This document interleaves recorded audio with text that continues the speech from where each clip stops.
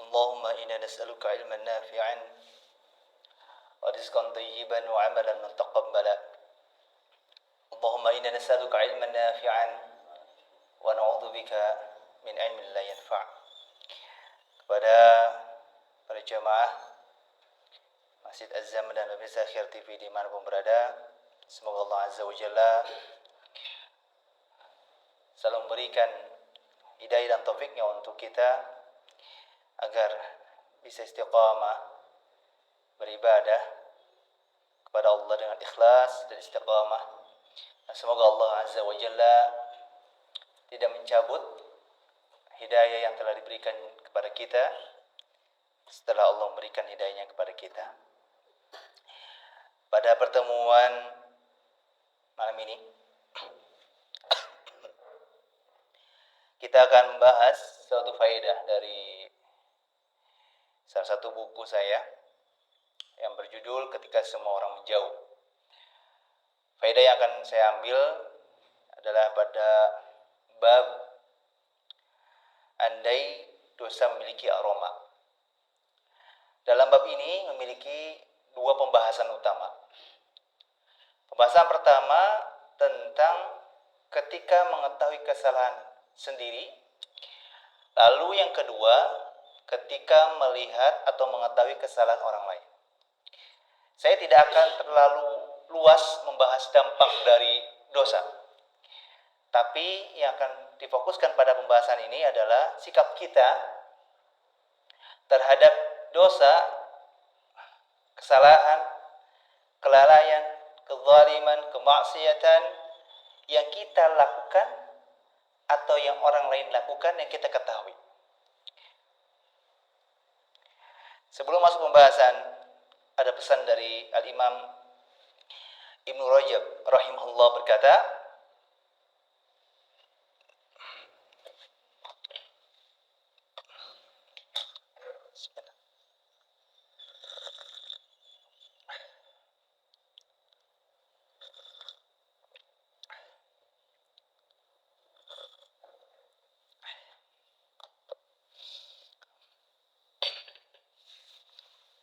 barang siapa yang berpuasa di bulan Ramadan dan terbetik di dalam hatinya setelah Ramadan dia bertekad tidak akan bermaksiat kepada Allah lagi, maka dia akan masuk surga tanpa masalah, tanpa hisab. Namun barang siapa yang berpuasa di bulan Ramadan dan terbetik di dalam hatinya setelah Ramadan dia mau berbuat dosa lagi, mau bermaksiat kepada Allah lagi, maka puasanya tertolak. Kitab Lataif Al-Ma'arif ayat halaman 390. Ini adalah perkataan ulama, bukan firman Allah, bukan sabda Rasulullah. Tapi konsep para ulama dalam berbicara, dalam memberikan nasihat adalah berdasarkan ilmu. Di antara riwayat yang populer untuk mengingatkan kita agar tidak hanya beribadah di bulan Ramadan, tapi beribadah di bulan-bulan selain Ramadan. Di antaranya peringatan untuk kita, jangan kita menjadi hamba bulan Ramadan. Yang kita bangun malam, yang kita mau puasa, yang kita mau sedekah, yang kita mau nolong orang, yang kita mau sedikit bicara, yang kita sedikit ghibah, hanya di bulan Ramadan. Semoga Allah Azza wa Jalla menerima amal kita yang kita kerjakan di bulan Ramadan dan di bulan selainnya, dan memudahkan kita juga untuk istiqamah, tetap beribadah dan beramal salih di bulan-bulan setelahnya. Baik, masuk pada pembahasan tentang poin pertama, ketika mengetahui kesalahan sendiri. Di antara latar belakang judul ini, andai dosa memiliki aroma, adalah berdasarkan perkataan Muhammad bin Wasi' rahimahullah. Beliau berkata, andaikan dosa itu memiliki aroma, tentu tidak akan ada seorang pun yang mau duduk dekat denganku. Kitab Muhasabatun Nafs halaman 37. Kemudian Fudail bin Iyad rahimahullah berkata, seorang mukmin itu rajin menghisab dirinya dan dia mengetahui kelak akan berada di hadapan Allah Azza wa Jalla. Seorang munafik ini sebaliknya. Orang munafik itu lalai terhadap dirinya dan dia enggan mengoreksi diri.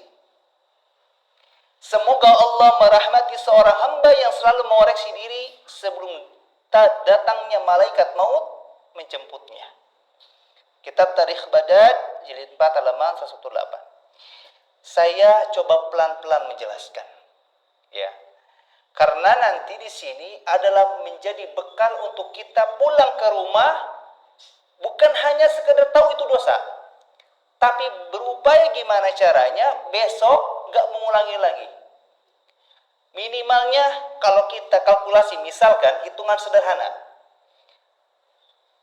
kemarin yang saya tahu misalkan ada 17 dosa yang saya kerjakan yang berkaitan kepada Allah dan yang berkaitan dengan manusia. Kalau bisa hari ini saya mengurangi, minimalnya jangan lebih dari 17. Ya 15, 16 gak apa-apa. Dan besok kalau bisa lebih sedikit lagi dari hari ini. Ini diantara tips taubat dari kebiasaan merokok atau kebiasaan-kebiasaan yang berkaitan kecanduan lainnya. Kurangi. Memang berubah itu butuh proses. Tapi kalau kita tidak berupaya mencoba prosesnya, tidak akan berubah. Saya ulangi. Perkataan dari Muhammad bin Wasi tadi, kalau saja dosa memiliki aroma, tentu tidak ada satupun orang yang mau duduk dekat denganku. Kalau sekarang dosa-dosa yang saya pernah lakukan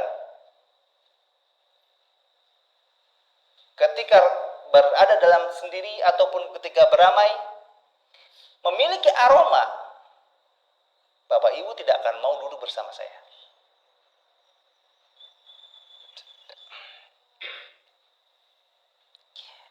Kalau ada orang duduk berkumpul dengan kita, tiba-tiba dia kentut, apa yang kita lakukan? Kabur. Ada yang berusaha menikmati? Tidak ada. Meskipun Nabi SAW melarang kita tertawai kentut, ya, pernah ada di zaman Nabi itu, ada seorang sahabat kentut, terus yang lain ketawa. Kata Nabi SAW, kenapa engkau mentertawakan sesuatu yang kau lakukan juga? Paham maksudnya? Jadi tidak boleh mentertawai. Tapi bukan berarti sengaja kentut di depan orang lain, bukan. Jadi di sisi lain kita juga tidak boleh menertawakan kentut orang lain. Tapi di sisi lain juga kita punya etika. Oh, lagi ngariung, lagi ngopi, keluarkan angin di situ, kentut di situ. Ya. Apalagi mungkin perutnya sedang tidak enak. Ini aroma kentut. Ya. Orang-orang di sekitar saya rasa kalau yang dia nggak merasa segan, dia akan kabur. Kentut saja yang saya rasa itu bukan berupa dosa, bukan. Tidak ada satu riwayat yang mengatakan kalau dosa itu kentut, tidak ada. Wallahu ta'ala a'lam. Tapi orang nggak suka kan? Karena punya aroma. Apalagi ini dosa. Ibu-ibu yang mungkin pernah beli ikan basah di pasar. Bagi sebagian ibu-ibu yang sudah jeli, bisa membedakan ikan segar dan yang tidak segar itu dari mata. Tapi ada yang bisa membedakan dengan aroma.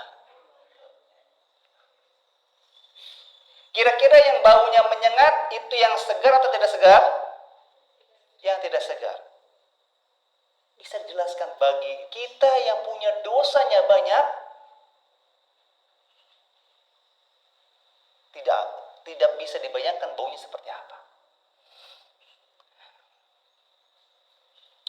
Makanya kata Fudail menanggapi tentang dosa itu, ini poin pembahasan utama kita. Seorang mukmin itu dia rajin muhasabah, introspeksi diri. Yang tadi saya ilustrasikan. Kalau kita kemarin melakukan dosa ini, yang kita ingat mungkin kita kalkulasikan sekitar 11 dosa, sekian belas dosa, semoga hari ini tidak sebanyak kemarin. Itu sederhana. Terkadang Bapak Ibu, dalam memahami ilmu itu butuh metode. Bapak Ibu punya masalah hidup. Di antara prinsip Islam ketika punya masalah dalam kehidupan, yang Allah berikan dua solusinya. Salat dan sabar. Tapi apakah semua orang bisa melakukan dua trip ini? Tidak. Karena dia kesulitan. Banyak orang yang karena banyak masalah akhirnya mulai kendor. Salat sunnah mulai jarang, apalagi salat wajib. Sampai ada subhanallah salah satu orang yang saya kenal rahimahullah sudah meninggal sekarang. Dahulu dia dikenal, semoga Allah ampuni beliau. Kalau beliau itu datang ke masjid, apalagi dia mau jadi muadzin, itu tandanya dia sedang punya uang. Kalau dia tidak kelihatan di masjid, sebaliknya. Dan mirisnya, ini nanti akan berkaitan dengan bahasan ini. Kondisi itu diketahui oleh sebagian besar penduduk di perumahan tersebut. Berarti ini sesama penduduk hobinya menggosip, gibah. Nanti kita akan bahas di dalam bahasan ini. Di sini pelajaran buat kita bahwa kita punya masalah sebanyak apapun, ya, tugas kita bukan mengurangi ibadah, tapi memperbaiki pribadi. Karena nanti sebaliknya, ketika seseorang dia bukan mukmin, dia munafik, dia malas, gak mau introspeksi diri, seolah-olah tidak ada tanggung jawab. Dua prinsip ini yang membedakan adalah tujuan. Seorang mukmin yang dia berupaya mengintrospeksi diri karena dia yakin nanti dia akan berhadapan dengan Allah Azza wa Jalla. Bapak Ibu yang pernah bekerja dengan orang, lalu dititipi pekerjaan, lalu disampaikan 2 hari ke depan kamu harus melaporkan pekerjaan tersebut kepada saya. Kira-kira 2 hari itu dia bisa tidur pulas? Tidak. Dia akan gimana caranya pekerjaannya beres. Meskipun harus dengan bergadang. Karena dia tahu nanti dia akan menghadapi pimpinan bos saya. Pimpinan dalam perusahaan yang saya kerja di dalamnya. Saya akan menghadapi orang yang mempekerjakan saya. Kalau saya nggak memperbaiki pekerjaan saya tidak akan mendapatkan upah. Minimalnya kalaupun dapat upah hanya separuhnya. Ada dipertanggungjawabkan. Orang mukmin, semoga Allah Azza wa Jalla menjadikan kita masuk dalam golongan orang-orang beriman, tahu nanti akan ada masa di mana kita berhadapan dengan Allah Azza wa Jalla. Dan kenikmatan yang paling tinggi di akhirat adalah melihat wajah Allah Azza wa Jalla.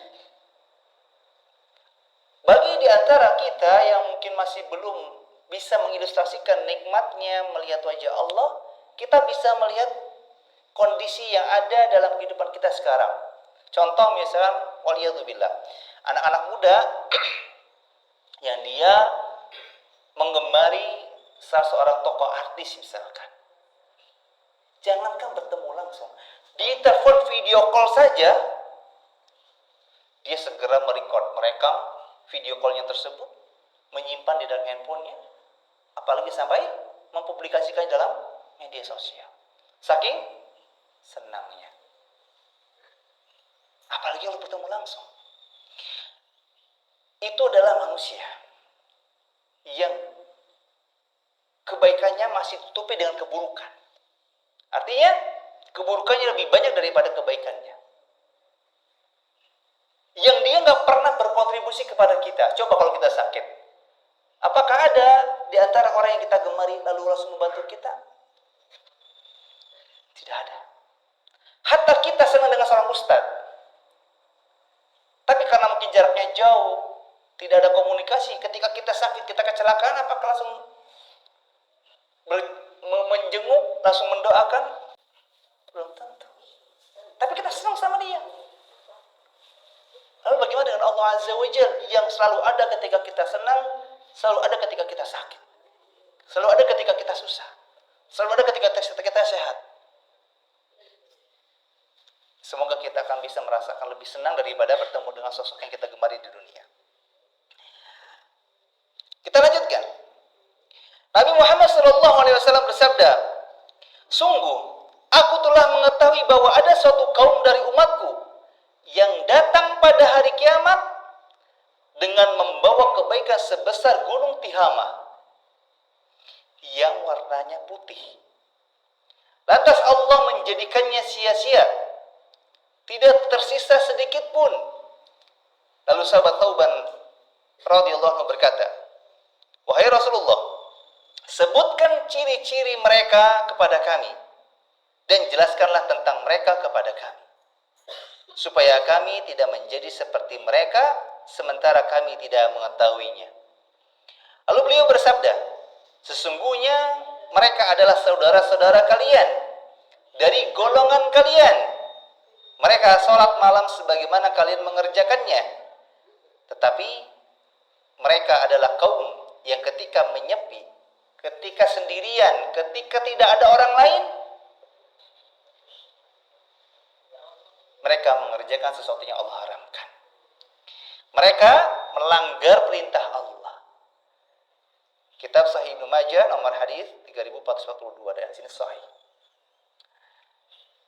Di hadis ini disinggung salah satu sebab kita bisa melihat kesalahan kita sendiri.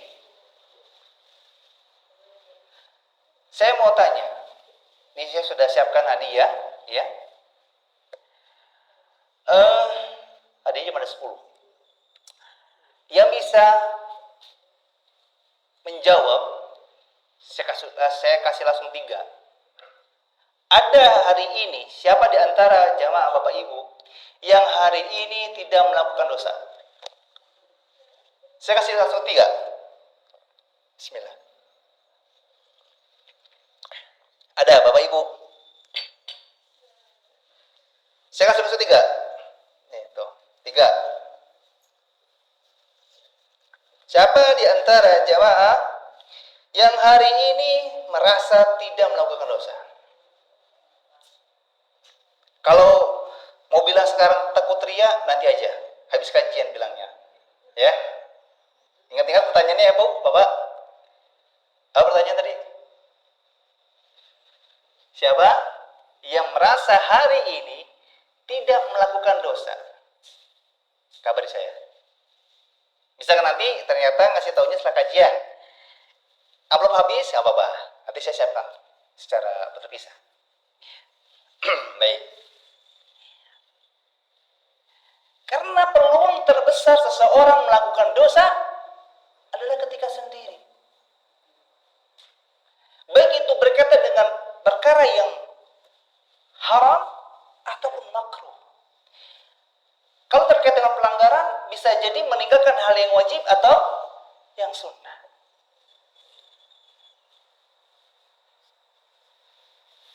Secerdas apapun kita, seluas apapun pengetahuan kita tentang rambu-rambu Islam, tidak ada satupun yang bisa mencegah kita dari melakukan itu, kecuali taufik dari Allah Azza wa Jalla.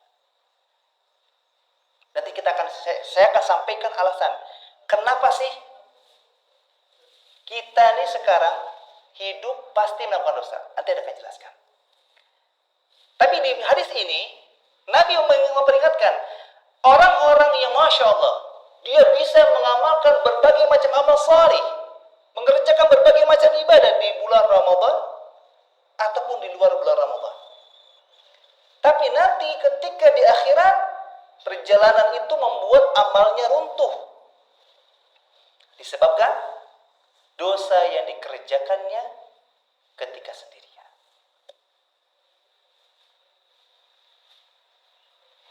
Kemudian sahabat An-Nawas bin Sam'an radhiyallahu anhu bercerita, aku pernah bertanya kepada Rasulullah sallallahu alaihi wasallam tentang arti kebaikan dan dosa.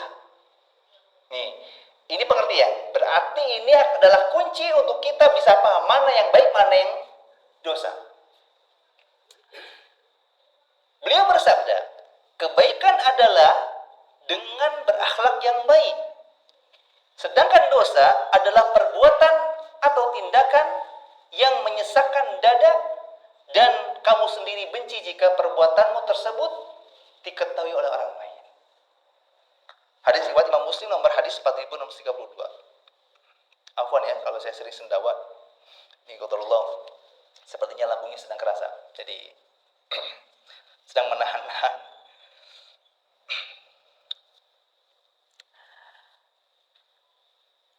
Riwayat sahabat An-Nawas ini menjadi rumus utama bahwa kalau kita mau tahu apa yang kita kerjakan itu dosa ataupun kebaikan, lihat efeknya. Kalau yang setelah kita kerjakan, sesuatu yang kita kerjakan ternyata membuat hati kita gelisah, gak nyaman, sesak, itu indikasi bahwa yang kita kerjakan salah. Apapun itu, berkaitan dengan ibadah kepada Allah ataupun muamalah kepada manusia. Imam An-Nawawi rahimahullah berkata, dosa selalu menggelisahkan dan tidak menenangkan jiwa. Di hati pun akan tampak tidak tenang dan selalu khawatir terhadap dosa. Kitab Al-Minhaj Syarah Sahih Muslim jilid 16 halaman 111. Ada dua istilah yang sering disebutkan bersamaan tapi berbeda, yaitu istilah hati dan jiwa. Kalau jiwa itu menyakup semua anggota tubuh kita, termasuk nafsu, itu jiwa. Nah, kalau hati itu bagian organ tubuh yang ada dalam tubuh kita. Makanya dosa ini pengaruhnya bukan hanya ke hati, tapi ke jiwa juga. Pernah nggak Bapak Ibu mencoba? Yang kita tuh subhanallah dengan taufik Allah nggak pernah ngambil sendal orang lain di masjid. Sekarang nanti akan coba keluar masjid, pulang, pakai sendal orang lain. Kira-kira kaki kita bisa nggak pakai itu dengan mudah? Nggak akan bisa. Dia akan nolak. Kalau fitrah kita masih benar. Lain cerita kalau orang sudah terbiasa mencuri. Allah akan biarkan. Tapi fitrah manusia seseorang ketika masih punya iman, rasa takut pada Allah, dia tahu mana nih. Bahkan meskipun gelap, sendal itu akan dicari. Kenapa? Dia tidak mau pakai sendal orang lain. Sendalnya sama-sama swallow, warnanya putih dan biru. Ketika ketukar dengan temannya, rasanya beda atau sama? Beda. Akan peka. Ini adalah salah satu bentuk taufik dari Allah untuk mencegah kita dari berbuat dosa. Tapi kalau kita jebol, kita paksa pencegahan Allah itu, Allah akan biarkan, silakan. Itu maunya.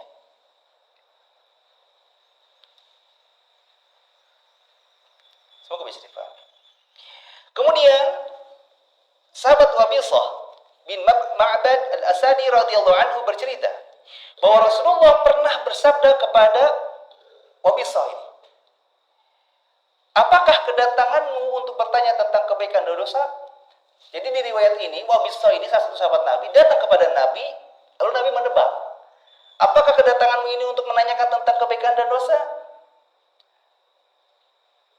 Lalu Wabisah berkata, benar. Kemudian Nabi SAW menghimpun jari tangannya, lalu menepuk dadaku sambil bersabda, wahai Wabisah, tanyakanlah pada dirimu, tanyakanlah pada hatimu. Beliau mengucapkan kalimat ini sebanyak 3 kali. Kebaikan adalah sesuatu yang membuat hati menjadi tenang. Sementara dosa adalah sesuatu yang merasakan jiwa dan membuat hati ragu. Meskipun orang-orang telah memberikanmu fatwa atau memberikanmu nasihat. Kitab Irwaul Ghalil nomor 1734, dan Syekh Albani menyatakan hadis ini hasan li ghairihi. Ini cara Nabi mendidik. Ya. Disentuh dadanya dan dikatakan, tanyakanlah pada hatimu, tanyakanlah pada dirimu.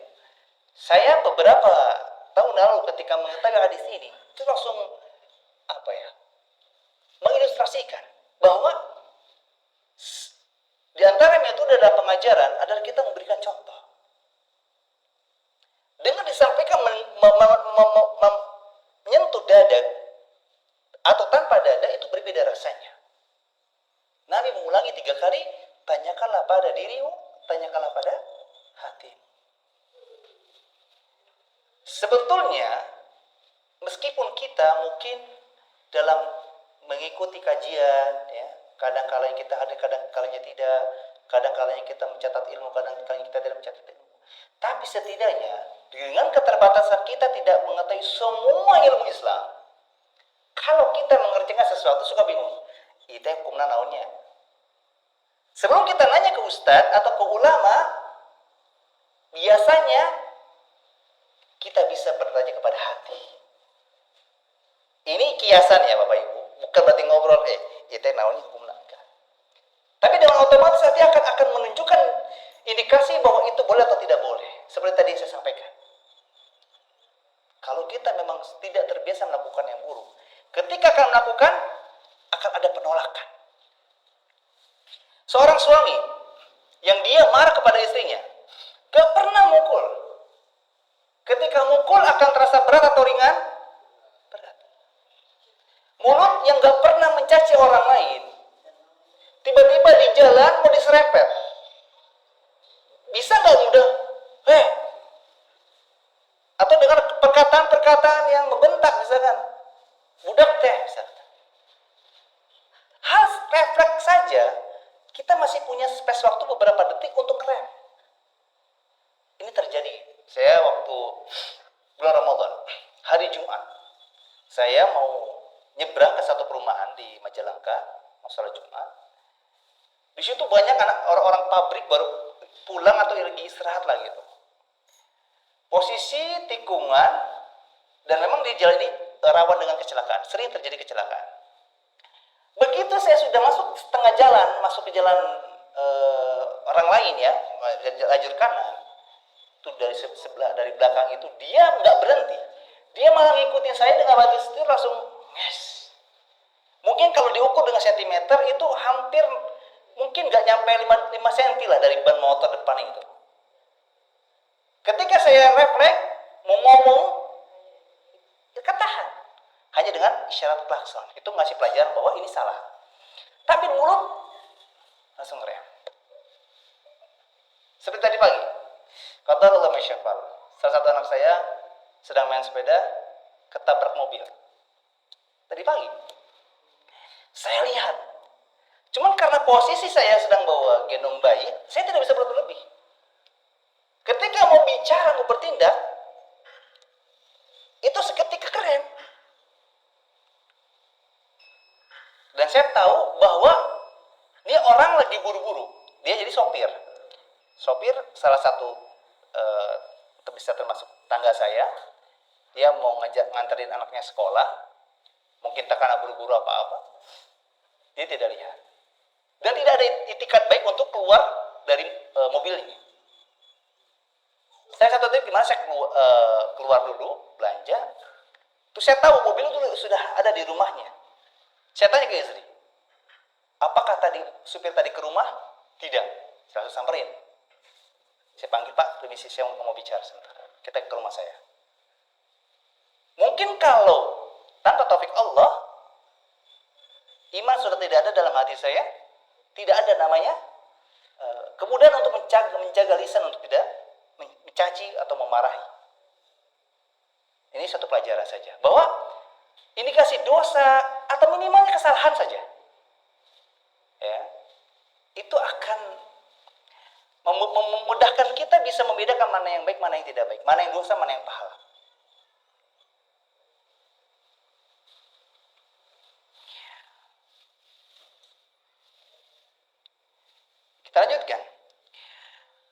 Al-Imam Ibnu Rajab rahimahullah berkata, hadis Wabisah yang tadi saya sebutkan, ini Ibnu Rajab sedang menjelaskan tentang hadis Wabisah tadi, menunjukkan kita agar selalu merujuk pada hati ketika ada sesuatu yang meragukan. Jika jiwa dan hati tenang, itu termasuk tanda suatu kebaikan atau kehalalan. Namun jika hati dalam keadaan tidak tenang, gelisah dalam mengerjakan sesuatu, maka itu termasuk tanda suatu dosa atau keharaman. Kitab Jami' Ulum wal Hikam halaman 304. Tapi ingat catatan ya, ini biasanya hati itu akan mudah muncul indikasi atau sinyal itu ketika kita memang dalam kondisi ragu. Ya, tapi kalau kayak misal tahu nih Bapak Ibu ya, misalnya yang untuk laki-laki, untuk bapak-bapak, bahwa memelihara janggut itu bagian dari sunnah wajib. Maka ketika kita mau motong, udah nggak usah nanya ke hati, kan sudah tahu hukumnya. Nah, beda dengan misalkan mencabut uban di dalam hidung, kan ragu tuh. Nah, biasanya hal ragu itu akan muncul dalam hati. Nanti ketika sudah ada indikasi keraguan, berarti itu tidak boleh. Kalau tidak ada keraguan, maka itu boleh.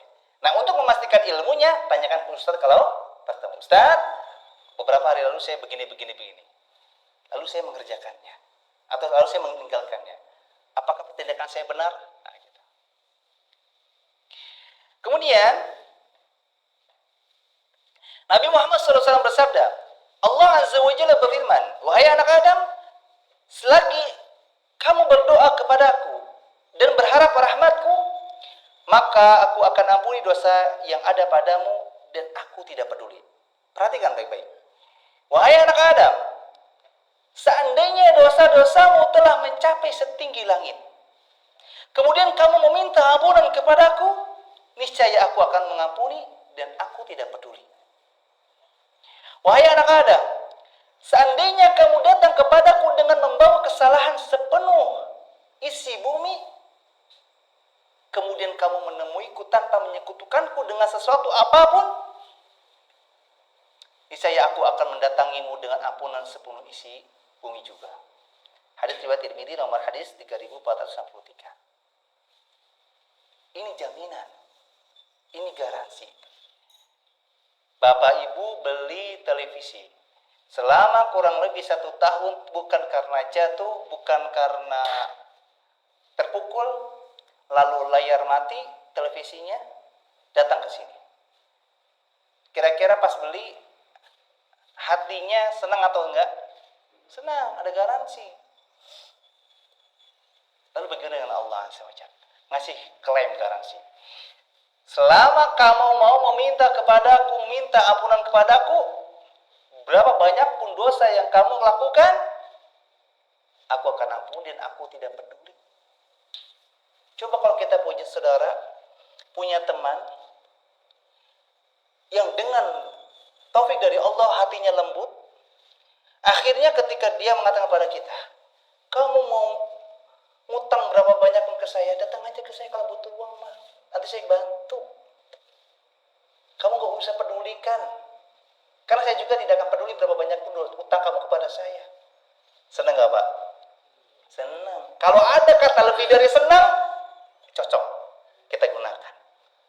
Ada kayak gitu nggak? Pernah nggak nemuin keluarga atau tetangga begitu atau teman? Ini Allah.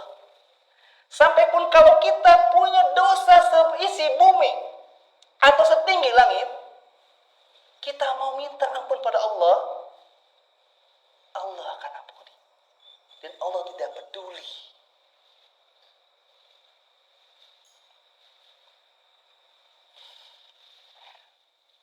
Imam Ibnu Katsir rahimahullah menafsirkan Quran surah Az-Zumar ayat 53. Ayat yang mulia itu berisi seruan kepada setiap orang yang berbuat maksiat apapun agar segera bertaubat kepada Allah. Ayat tersebut mengabarkan bahwa Allah akan mengampuni seluruh dosa bagi siapapun yang ingin bertaubat dari dosa-dosa tersebut. Meskipun dosa tersebut sangat banyak bagai buih di lautan. Tafsir Al-Quran Al-Azim, jilid 12, halaman 138. Firman Allah, sabda Rasulullah, perkataan para ulama menunjukkan hal yang sama. Bahwa kita serajin apapun berbuat dosa pada Allah, selama kita beriman kepada Allah dan mau meminta ampun pada Allah, Allah akan ampuni atau tidak? Ampuni. Kurang baik apa? Allah bar kita jamaah. Nabi Muhammad SAW bersabda, demi zat yang jiwaku di tangannya, seandainya kalian tidak berbuat dosa sama sekali, niscaya Allah akan memusnahkan kalian seluruhnya. Setelah itu, Allah akan mengganti kalian dengan umat yang lain yang mereka tidak berbuat dosa. Yang mereka berbuat dosa, sehingga mereka akan memohon ampunan kepada Allah, dan Allah pun akan mengampuni mereka. Hadis riwayat Imam Muslim nomor hadis 4936. Ini jawabannya. Kenapa sih kita itu sangat sulit lepas dari dosa? Minimalnya dosa yang tidak kita sadari. Jangan dipikir kita masuk ke masjid misalkan, atau masuk ke rumah orang misalkan, posisinya mungkin jalanan becek atau sebab yang semisalnya, lalu kaki kita kotor. Terus kita mau ke lantai nggak bisa, ada sendal orang lain. Lalu kita nginjak sendal itu, meskipun dengan kaki kita, bukan dengan sendal kita. Lalu sendal orang lain itu kotor, itu termasuk dosa. Kita mungkin berpikir, maknya kita berdosa, maknya kudu disese, mulut kudu dicuci misalkan. Bukan itu pembahasannya. Semua perbuatan yang menyakiti orang lain, yang menyakiti Allah, dosa. Semua perbuatan yang mengambil hak orang lain, mengambil hak Allah, dosa. Sadar ataupun tidak sadar. Di antara alasan kenapa kita pasti berbuat salah, pasti berbuat dosa, karena kalau kita tidak melakukan dosa, tidak melakukan salah, kita akan diganti. Kita akan tereliminasi oleh umat yang lain yang mereka berbuat dosa dan meminta kepada Allah. Jadi kalau ditanya kenapa manusia berbuat dosa? Karena agar mereka mau minta ampun pada Allah. Kan rumus penghambaan itu apa? Penyembahan.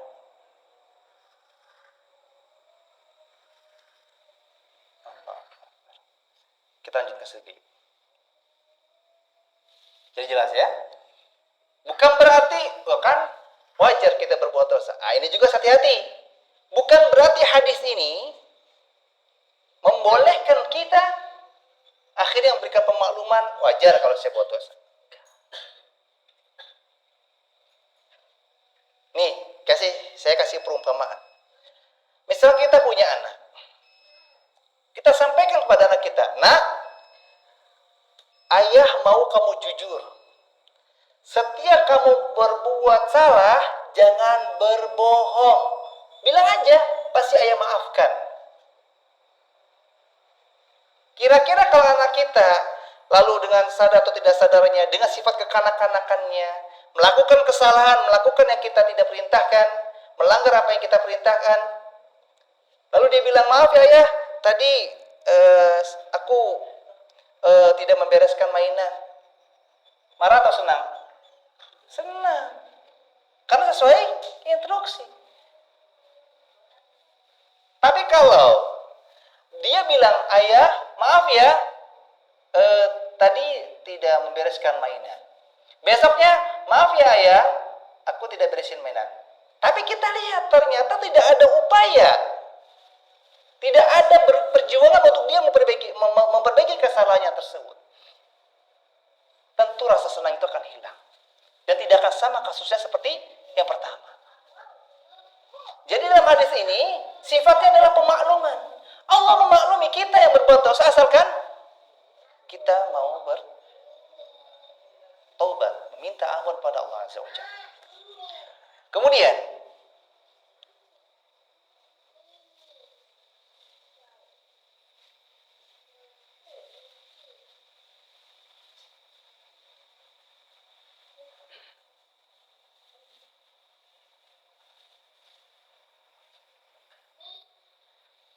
Nabi Muhammad SAW bersabda, nih ceritanya Nabi Muhammad SAW lagi cerita. Dahulu tuh ada seseorang yang telah berbuat dosa. Setelah itu dia datang. Lalu dia berdoa, "Ya Allah, ampunilah dosaku." Kemudian Allah berfirman, "Sesungguhnya hambaku mengaku telah berbuat dosa. Dan dia mengetahui bahwa dia memiliki Rabb yang bisa mengampuni dosa atau bisa memberikan siksa." Kemudian orang tersebut kembali berbuat dosa lagi. Lalu dia berdoa, "Ya Allah, ampunilah dosaku." Maka Allah berfirman, "Hambaku telah berbuat dosa dan dia mengakui bahwa dia memiliki Rabb yang bisa mengampuni dosa dan bisa memberikan siksa. Maka sebab itu, berbuatlah sekehendakmu karena aku pasti akan mengampunimu jika kamu bertaubat." Hadis riwayat Imam Muslim nomor hadis 4953. Hadis ini sahih semuanya. Sebagian besar dari riwayat Imam Muslim. Jadi kalau antum tidak percaya, antum jangan protes ke saya.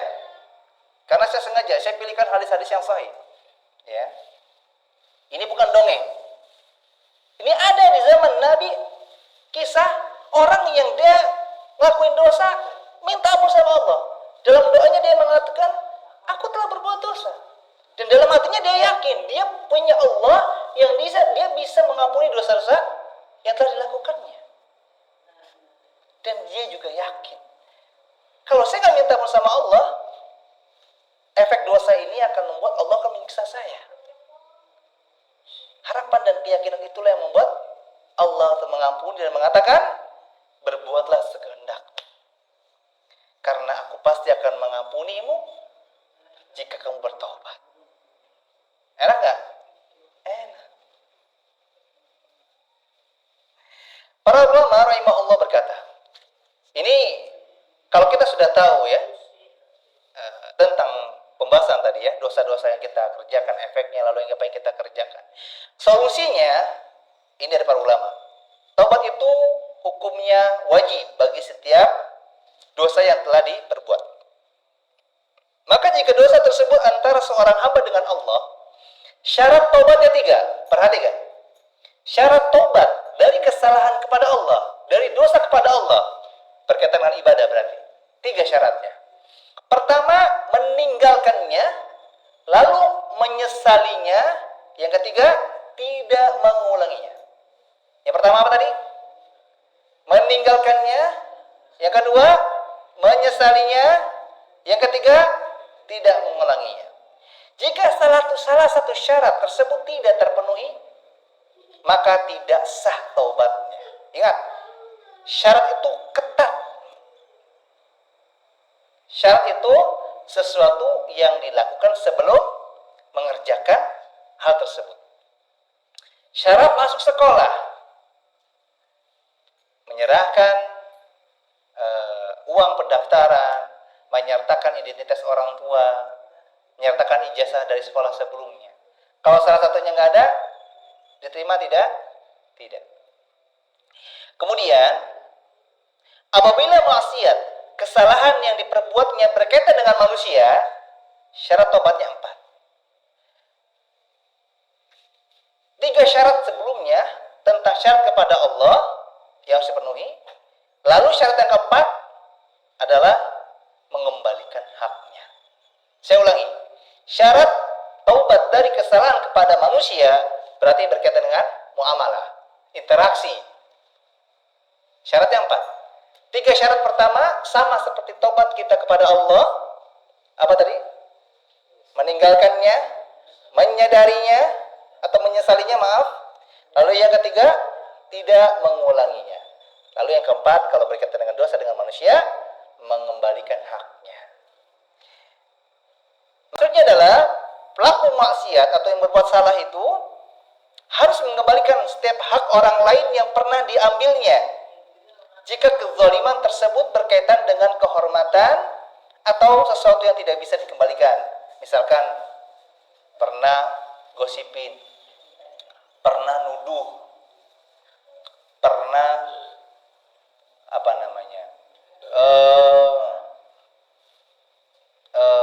misalkan misalkan menyembunyikan sendal, ya, yang mungkin kita juga nggak bisa ngembaliin karena nggak tahu itu sendal apa. Maka sampaikan kepadanya dan minimalnya kita minta maaf kepadanya agar dia rela terhadap kezaliman, kesalahan yang pernah kita lakukan kepadanya. Makanya kata para ulama, taubat terhadap kesalahan kepada manusia itu berat. Kalau sama Allah tanpa orang lain tahu, tanpa harus memakai kata kalimat untuk meminta maaf, Allah akan ampun. Yang penting syarat taubat 3-nya tadi terpenuhi. Tapi kalau sama manusia, kita harus cari tuh orang. Oh gampang, sekarang ada WhatsApp. Mending kalau WhatsApp-nya masih aktif. Makanya bahkan ada salah satu tulisan saya tentang gosip itu ghibah. Saya menjelaskan tobat dari ghibah. Tobat dari ghibah ini punya kriteria khusus. Di antaranya adalah ketika kita menghibah seseorang di sini, lalu kita mau bertobat nih, saya nggak mau lagi ghibahin dia. Maka syarat yang harus kita lakukan di antara yang keempat ini adalah kita menyebutkan kebaikan-kebaikan tentang orang kita ghibahi kemarin di tempat kita menghibahinya. Atau minimal di teman-temannya. Misalkan contoh, ada seorang jamaah selesai kajian ini dia ngariung, ngewedang gitu ya, ngopi. Ada seseorang di antara kita nggak ada, lo diomongin. Maka mau tidak mau ketika dia bertobat di tempat yang sama menceritakan tentang kebaikan-kebaikannya. Makanya tobat dari ghibah ini nggak mudah, atau berkaitan dengan manusia ini tidak mudah. Kita Mukhtasar Riyadhus Shalihin halaman 10. Allah Azza wa Jalla berfirman, "Ya ayyuhalladzina amanu, tubu ilallahi taubatan nasuha." Wahai orang-orang yang beriman, bertaubatlah kepada Allah dengan taubat yang jujur. Quran surah At-Tahrim ayat 8. Al-Imam Ibnu Katsir rahimahullah berkata, bahwa mana taubat yang jujur?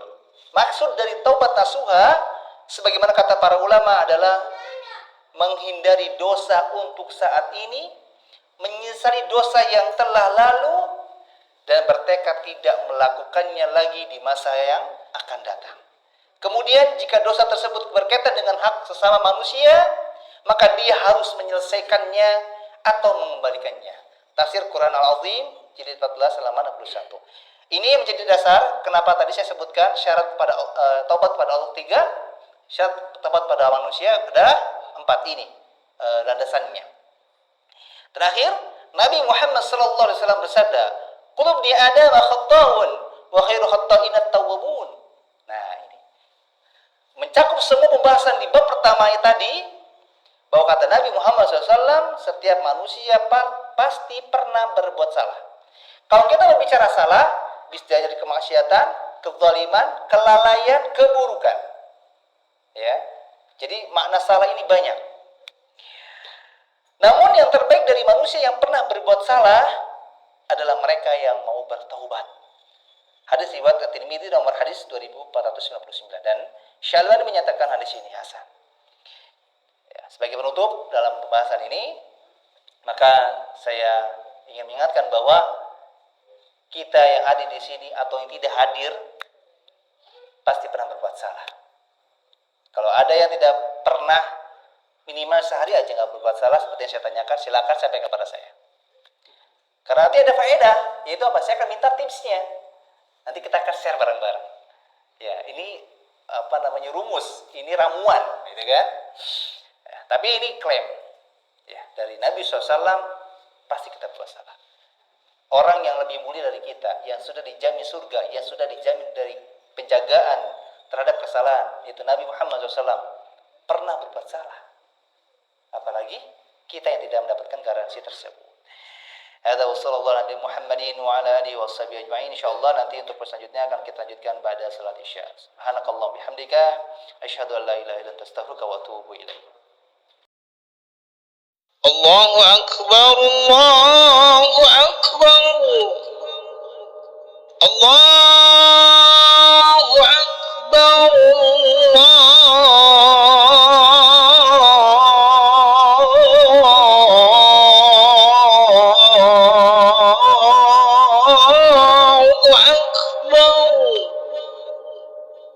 أشهد أن لا إله إلا الله.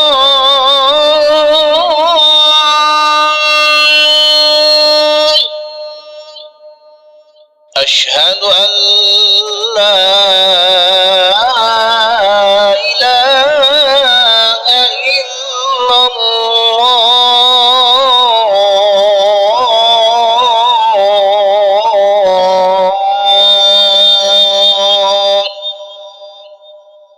أشهد أن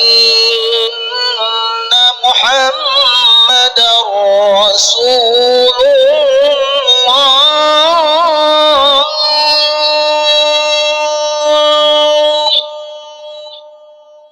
أشهد أن محمدا رسول الله.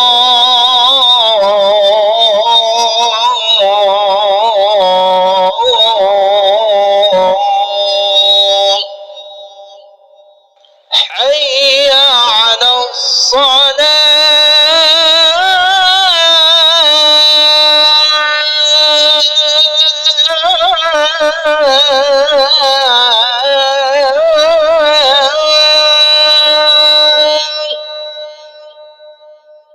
حي على الصلاة.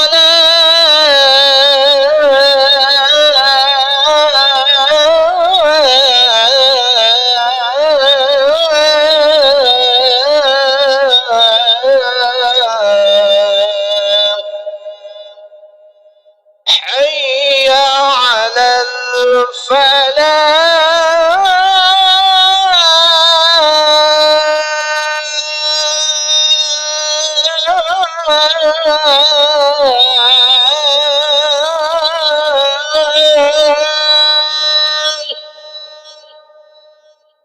حي على الفلاح.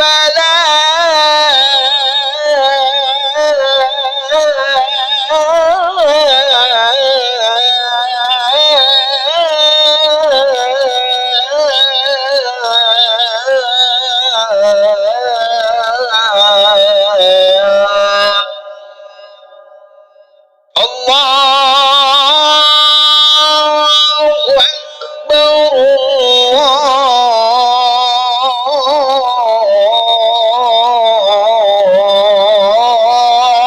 الله أكبر.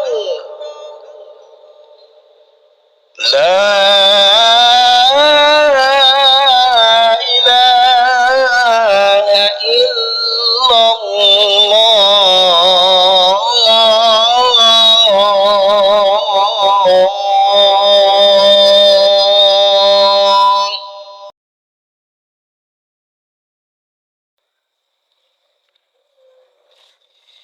Bismillah.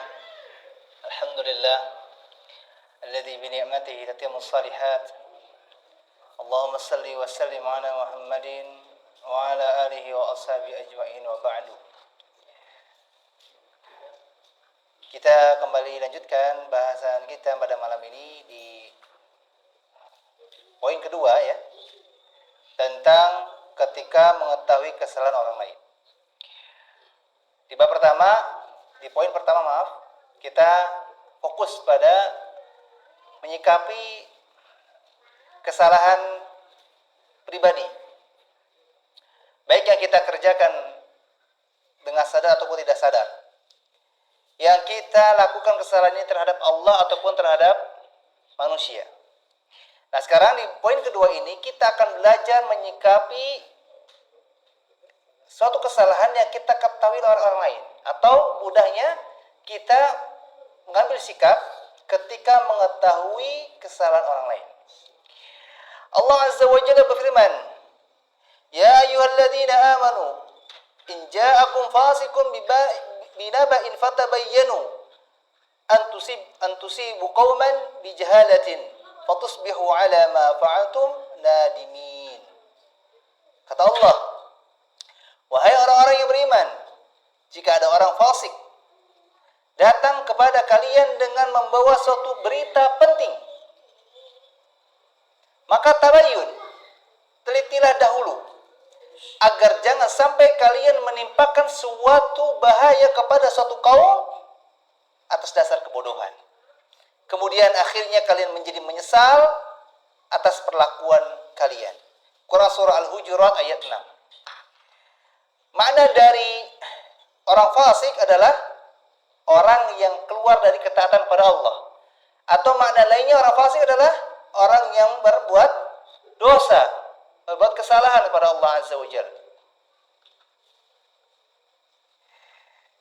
Jadi ini fikih penting ketika kita berinteraksi di media sosial atau di dunia nyata, ketika kita bersama dengan keluarga, dengan teman, dengan tetangga, dengan orang yang mungkin kita pernah dengar namanya, lalu kita mendengar tentang kabar buruk yang dikaitkan kepadanya, fatabayyanu, maka teliti dahulu apa yang dilakukan oleh seorang mahasiswa ketika meneliti suatu materi untuk skripsi. Dia akan mencari berbagai sumber, baik itu dia cari di maktabah atau di perpustakaan, atau dia cari di Google. Berbagai macam cara akan dikerjakan kalau dia mau memastikan penelitiannya itu benar. Yang efek dari penelitian yang benar apa? Prestasi, pujian, nilai. Yang belum tentu menyelamatkannya dari akhirat. Apalagi meneliti sesuatu yang bisa memastikan kita selamat atau tidak di akhirat, yaitu kabar tentang saudara kita. Berita yang kita dengar, tanda kutip kabar buruk yang dinisbatkan kepada orang lain.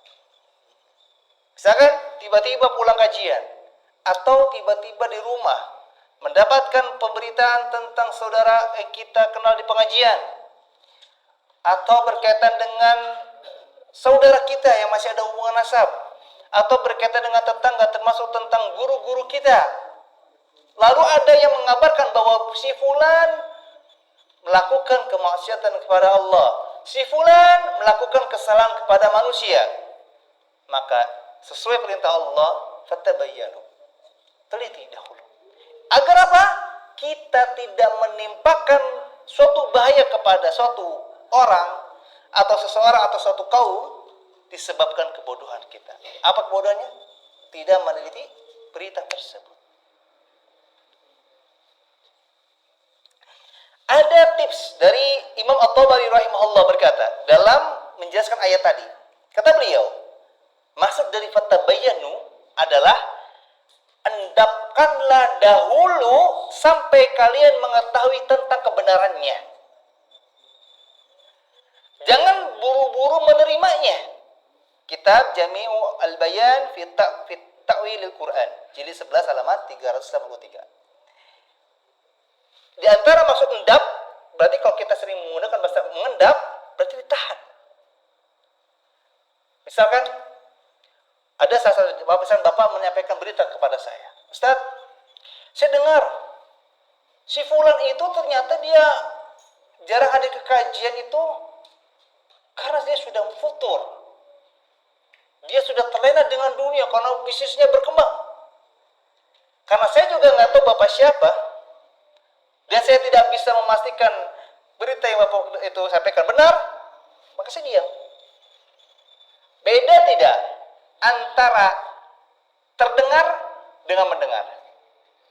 Beda atau sama? Beda.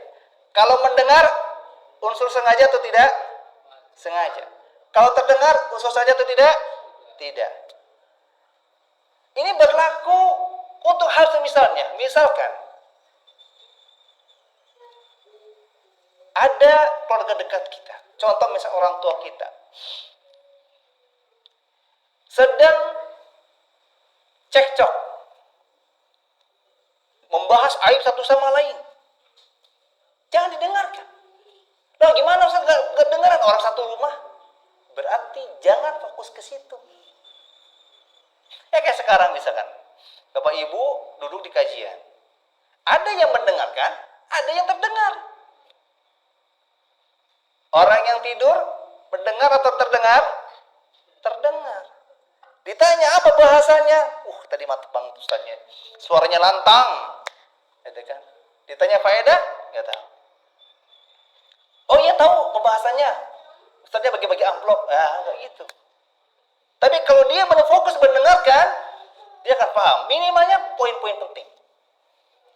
Sama ketika kita mendengar kabar-kabar tentang saudara kita atau kabar buruk lainnya, diendapkan dulu. Ditahan dulu. Jangan di-share. Jangan dipublikasi, apalagi sampai memastikan, oh iya betul. Kayaknya si Polang tuh kayaknya tergiur oleh harta, lalai dengan akhirat, akhirnya disebabkan dia mulai berkembang bisnisnya. Saya juga nggak kenal Bapak, saya juga nggak kenal si Fulan, maka tidak ada hak untuk saya menceritakan itu.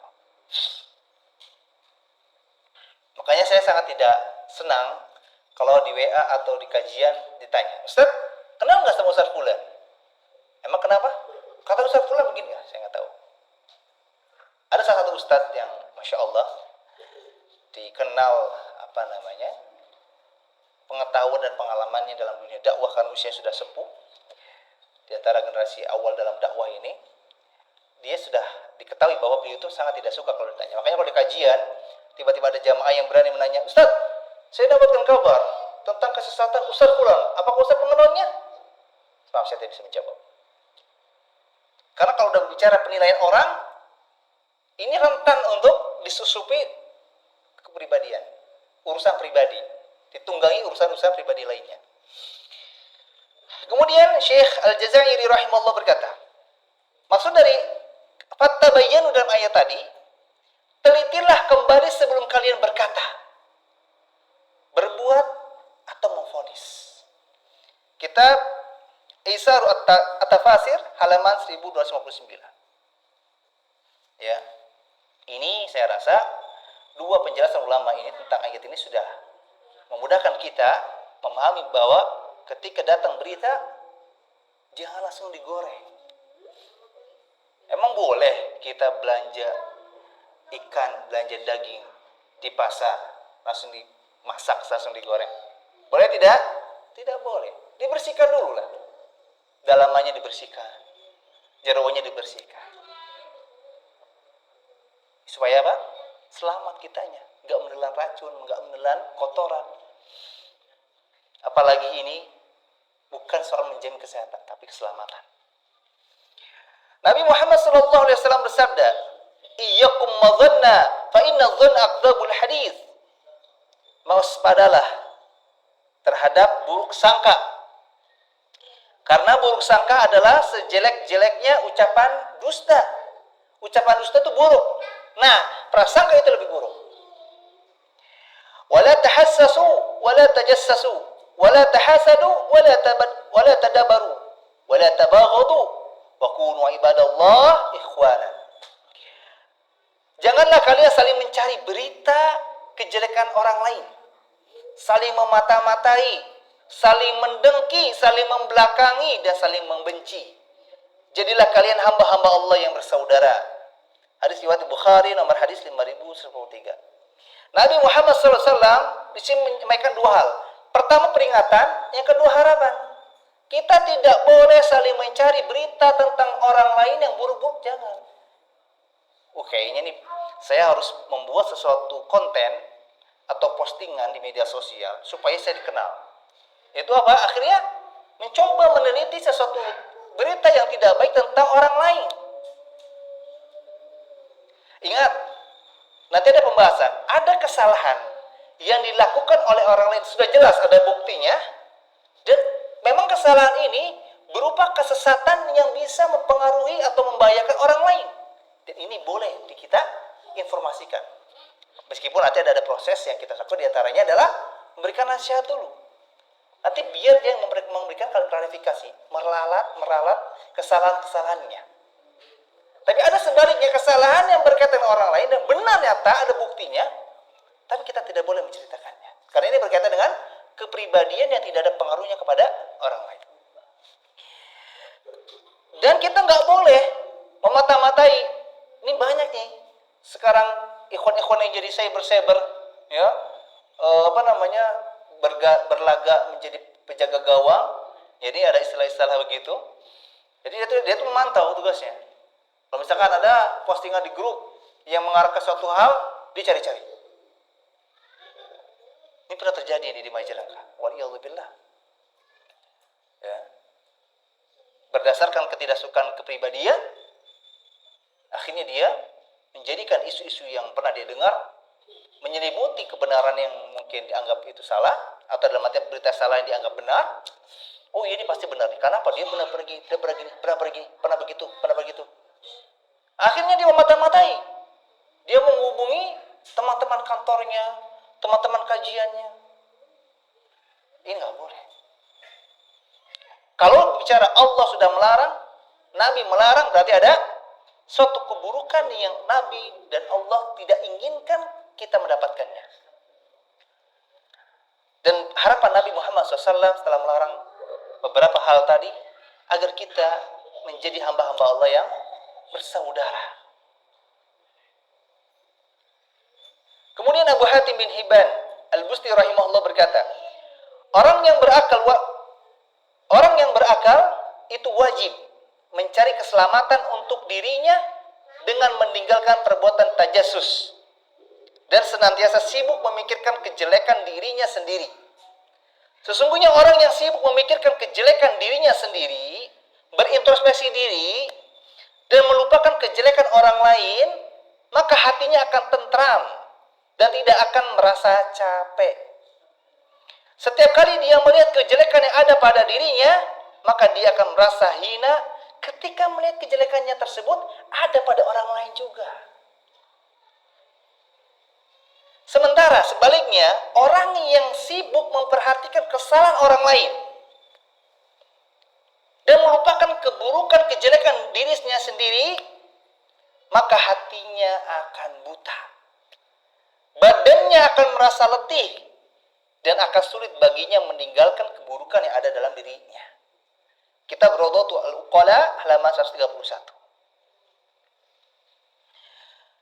Ini relate, Pak. Dahulu waktu di Mahad, ada masa di mana kita diuji oleh Allah Azza wa Jalla dalam masa belajar itu sifat malas. Lalu saya ditegur oleh seorang teman, Masya Allah, hafizahullah, semoga Allah menjaga beliau. Dia mengingatkan saya, antum gak boleh malas-malasan dalam belajar. Karena ada satu bidang pelajaran yang saya rasa waktu itu saya sudah menguasai. Lalu setelah saya menyadari nasihat tersebut, memang salah saya itu. Sering beberapa saat ada dua teman kami satu angkatan yang kelakuannya hampir sama kayak saya dulu. Waktunya belajar ke kantin, ya.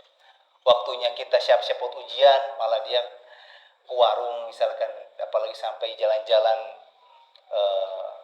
ke wilayah kota Cirebon. Akhirnya saya melihat, oh ya Allah, mengenaskan. Kasihan nanti dia kalau nggak belajar, besok pelongo-pelongo. Dan saya pernah merasakan itu. Dan mungkin di antara maksud dari Abu Hatim, kalau orang berusaha fokus kepada kesalahan dirinya sendiri, setidaknya efeknya adalah ketika dia melihat kesalahannya tersebut ada pada diri orang lain juga, dia akan merasakan kesedihan.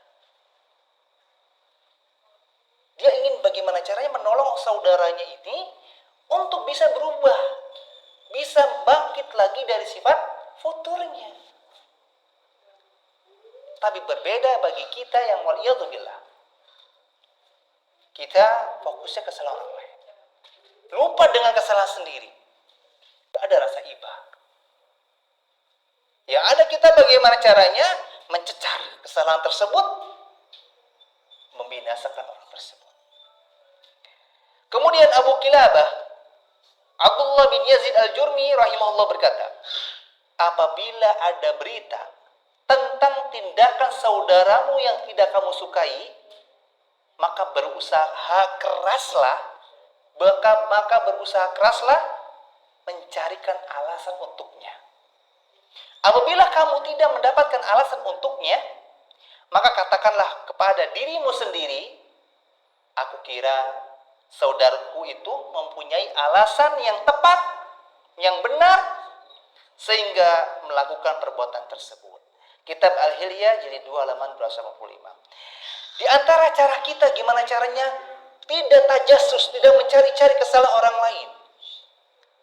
Tidak memata-matai orang lain. Maka ketika datang kabar kepada kita tentang saudara kita sama muslim, ini cakupannya luas. Baik itu keluarga, tetangga, teman, atau mungkin orang yang selewatan yang pernah kita dengar namanya. Maka caranya adalah ketika kita mendengar tentang saudara kita melakukan kesalahan, mungkin kekeliruan, kesesatan, kemaksiatan, kezaliman, dan kita tidak punya kemampuan untuk tabayun, nomor telepon nggak punya, rumahnya jauh, dan saya juga misalkan kita nggak punya alamatnya, terus kita juga nggak kenal keluarganya untuk memperantarainya, maka ini Abu Kilabah memberikan suatu solusi. Tanyakan kepada diri kita, sampaikan kepada diri kita, munculkan satu alasan dan mengatakan, mungkin ada satu faktor atau alasan yang membuat orang tersebut melakukan kesalahan. Dan sambil kita doakan, semoga Allah ampuni kalau memang itu benar kabarnya. Kalau itu salah, buang jauh-jauh. Dan ingat, nanti ada penjelasan lebih detail. Di antara cara tabayun, meneliti tentang berita kesalahan orang lain yang kita dengar, baik kita mungkin melihatnya langsung di media sosial, atau mungkin kita hadir langsung di majelis gibahnya, ya, adalah jangan tanya kepada orang lain, jangan tanya kepada keluarganya, tapi tanya kepada yang bersangkutan. Di banyak terjadi salah alamat. Boleh gak Pak Ibu kita nanya masalah fikih ke sembarang orang? Setiap orang kita lewatin, kita ketemui, antum tahu nggak hukum ini? Boleh nggak? Nggak boleh. Kenapa rasanya? Karena belum tahu dia dan tahu tentang hukum tersebut. Sama halnya ketika kita menanyakan tentang kabar saudara kita yang melakukan kesalahan, memiliki dosa, jangan tanya ke orang lain, nggak nyambung. Orang yang dekat dengan dia, contoh misalkan keluarganya saja belum tentu tahu, apalagi orang lain. Kalau kita nggak punya akses untuk tabayun langsung kepadanya, munculkan alasan ini. Mungkin bisa jadi dia memiliki suatu alasan atau faktor yang mendorongnya untuk melakukan hal tersebut, yang saya nggak tahu. Sebagaimana kebiasaan Nabi SAW memberikan alasan atau uzur untuk orang yang bekerja di rumahnya, itu pembantunya, sekian puluh kali dalam sehari. Maksudnya adalah, oh ini kenapa ya? Kok pembantu saya mecahin gelas? Oh mungkin kepleset. Itu pikiran yang benar. Kalau kita bisa tabayun, sampaikan, kamu kenapa tadi tiba-tiba memecahkan piring atau gelas? Nah itu lebih enak. Tapi kalau nggak bisa, munculkan mungkin. Agar apa? Agar kita terhindar dari prasangka. Iyyakum madhanna fa inna dhanna akdzabul hadits. Kata Nabi, berhati-hatilah terhadap prasangka atau dugaan, kecurigaan. Karena ini sebaik-baik perkataan, seburuk-buruk ucapan dusta. Kemudian, prasangka yang terlarang yang dimaksud dalam penjelasan tadi adalah prasangka yang disandarkan tanpa bukti. Nah, kita akan belajar ilmu intelijen, ilmu interogasi. Ilmu ini Bapak Ibu bisa pakai untuk menyelesaikan masalah antara suami istri, atau antara orang tua dengan anak, atau antara teman dengan teman, atau antara kita dengan tetangga. Jadi ingat ya, prasangka yang tidak boleh adalah prasangka yang tidak didasarkan dengan bukti. Maka sebab itu jika prasangka itu dinyatakan, pasti itu sudah bukan lintasan hati lagi, tapi sudah menjadi ucapan. Dan ini disebut ucapan yang dusta, yang bohong. Jadi makna dari perkataan dusta bohong itu bukan ngambil gorengan 5, bilangnya 3, bukan hanya itu. Ya. Tapi termasuk di dalamnya adalah tuduhan yang tidak disertakan bukti. Itu ucapan yang dusta. Nabi Muhammad SAW bersabda, ini rumusnya. Apabila setiap orang diberi hak untuk memberi tuduhan atau klaim kepada orang lain, pasti akan banyak orang yang akan menuduh, mengklaim harta dan darah orang lain. Namun, bukti wajib didatangkan oleh orang yang menuduh dan sumpah harus diucapkan oleh orang yang dituduh. Hadis riwayat Imam Bukhari nomor hadis 4157. Rumusnya ini, kalau saja kita semua punya hak masing-masing untuk mengklaim menuduh orang lain, pasti akan banyak di antara kita yang mau mengambil harta orang lain dengan cukup menuduhnya. Merusak kehormatan orang lain dengan menuduhnya. Makanya di sini, kalau kita mau menuduh, sertakan bukti yang berkaitan dengan kebenaran tuduhan tersebut. Nah, nanti orang yang dituduh hanya cukup bersumpah. Apakah tuduhan kepadanya disertakan bukti itu benar atau salah? Jadi nggak ada tuntutan orang yang dituduh mengklarifikasi, itu nggak ada. Klarifikasi itu akan dibutuhkan bagi orang yang salah, bukan orang yang dituduh salah. Entah di kepolisian berlaku mutlak atau tidak, tapi saya ngobrol dengan beberapa teman advokat, memang seperti itu. Jadi ketika nanti setelah BAP, kasus pelaporan misalkan si A menuduh si B misalkan, nanti ketika sudah si A yang melapor sudah di BAP, kemudian panggil yang dianggap tersangkanya, nanti ketika dipertemukan di sidang, nanti harus disertakan bukti. Karena kalau nggak begini, semua orang bisa menuduh sesuka hatinya. Dan ingat, bukti yang dibutuhkan dalam tuduhan ini adalah bukti yang berkaitan dengan tuduhannya. Misalkan, saya tuh curiga sama si Bapak Fulan. Kok setiap saya lihat dia di masjid, ada saja sendal jamaah yang hilang. Risiko bagi kita yang suka nuduh adalah kita harus mau membuktikan buktinya, menunjukkan buktinya. Apa buktinya? Gak ada sih, cuman kayak curiga aja. Buktinya kalau dia gak ada, sedang gak ada yang hilang. Nah itu gak boleh. Tapi kalau misalkan, oh iya, saya pernah lihat istrinya pakai sendal yang ada di masjid. Nah, baru sampaikan berita itu ke mungkin yang pihak berkaitan yang misalnya hilang, lalu kita pastikan ke rumahnya, lihat. Kalau buktinya benar, berarti orang yang menuduh diterima tuduhannya. Dan nanti dia bersumpah. Ustaz, gimana nanti kalau yang dituduh dia ngeles, berkilah? Ingat, terkait dengan tuduhan berarti orang yang menuduh bertanggung jawab atas tuduhannya terhadap orang yang dituduh. Tapi orang yang dituduh, dia tanggung jawab terhadap Allah Azza wa Jalla. Kalau yang menuduh sudah mengikuti aturan Islam, yaitu menyertakan bukti yang benar sesuai dengan tuduhannya, berarti urusan dia dengan manusia dan Allah selamat. Tapi kalau orang yang dituduh dia bersumpah disertai dengan bohong, padahal sudah jelas buktinya, maka dia berurusan dengan Allah Azza wa Jalla. Jadi gitu ya, orang yang menuduh harus menyertakan bukti, dan orang yang dituduh harus bersumpah atas tuduhannya. Jadi tidak ada klarifikasi.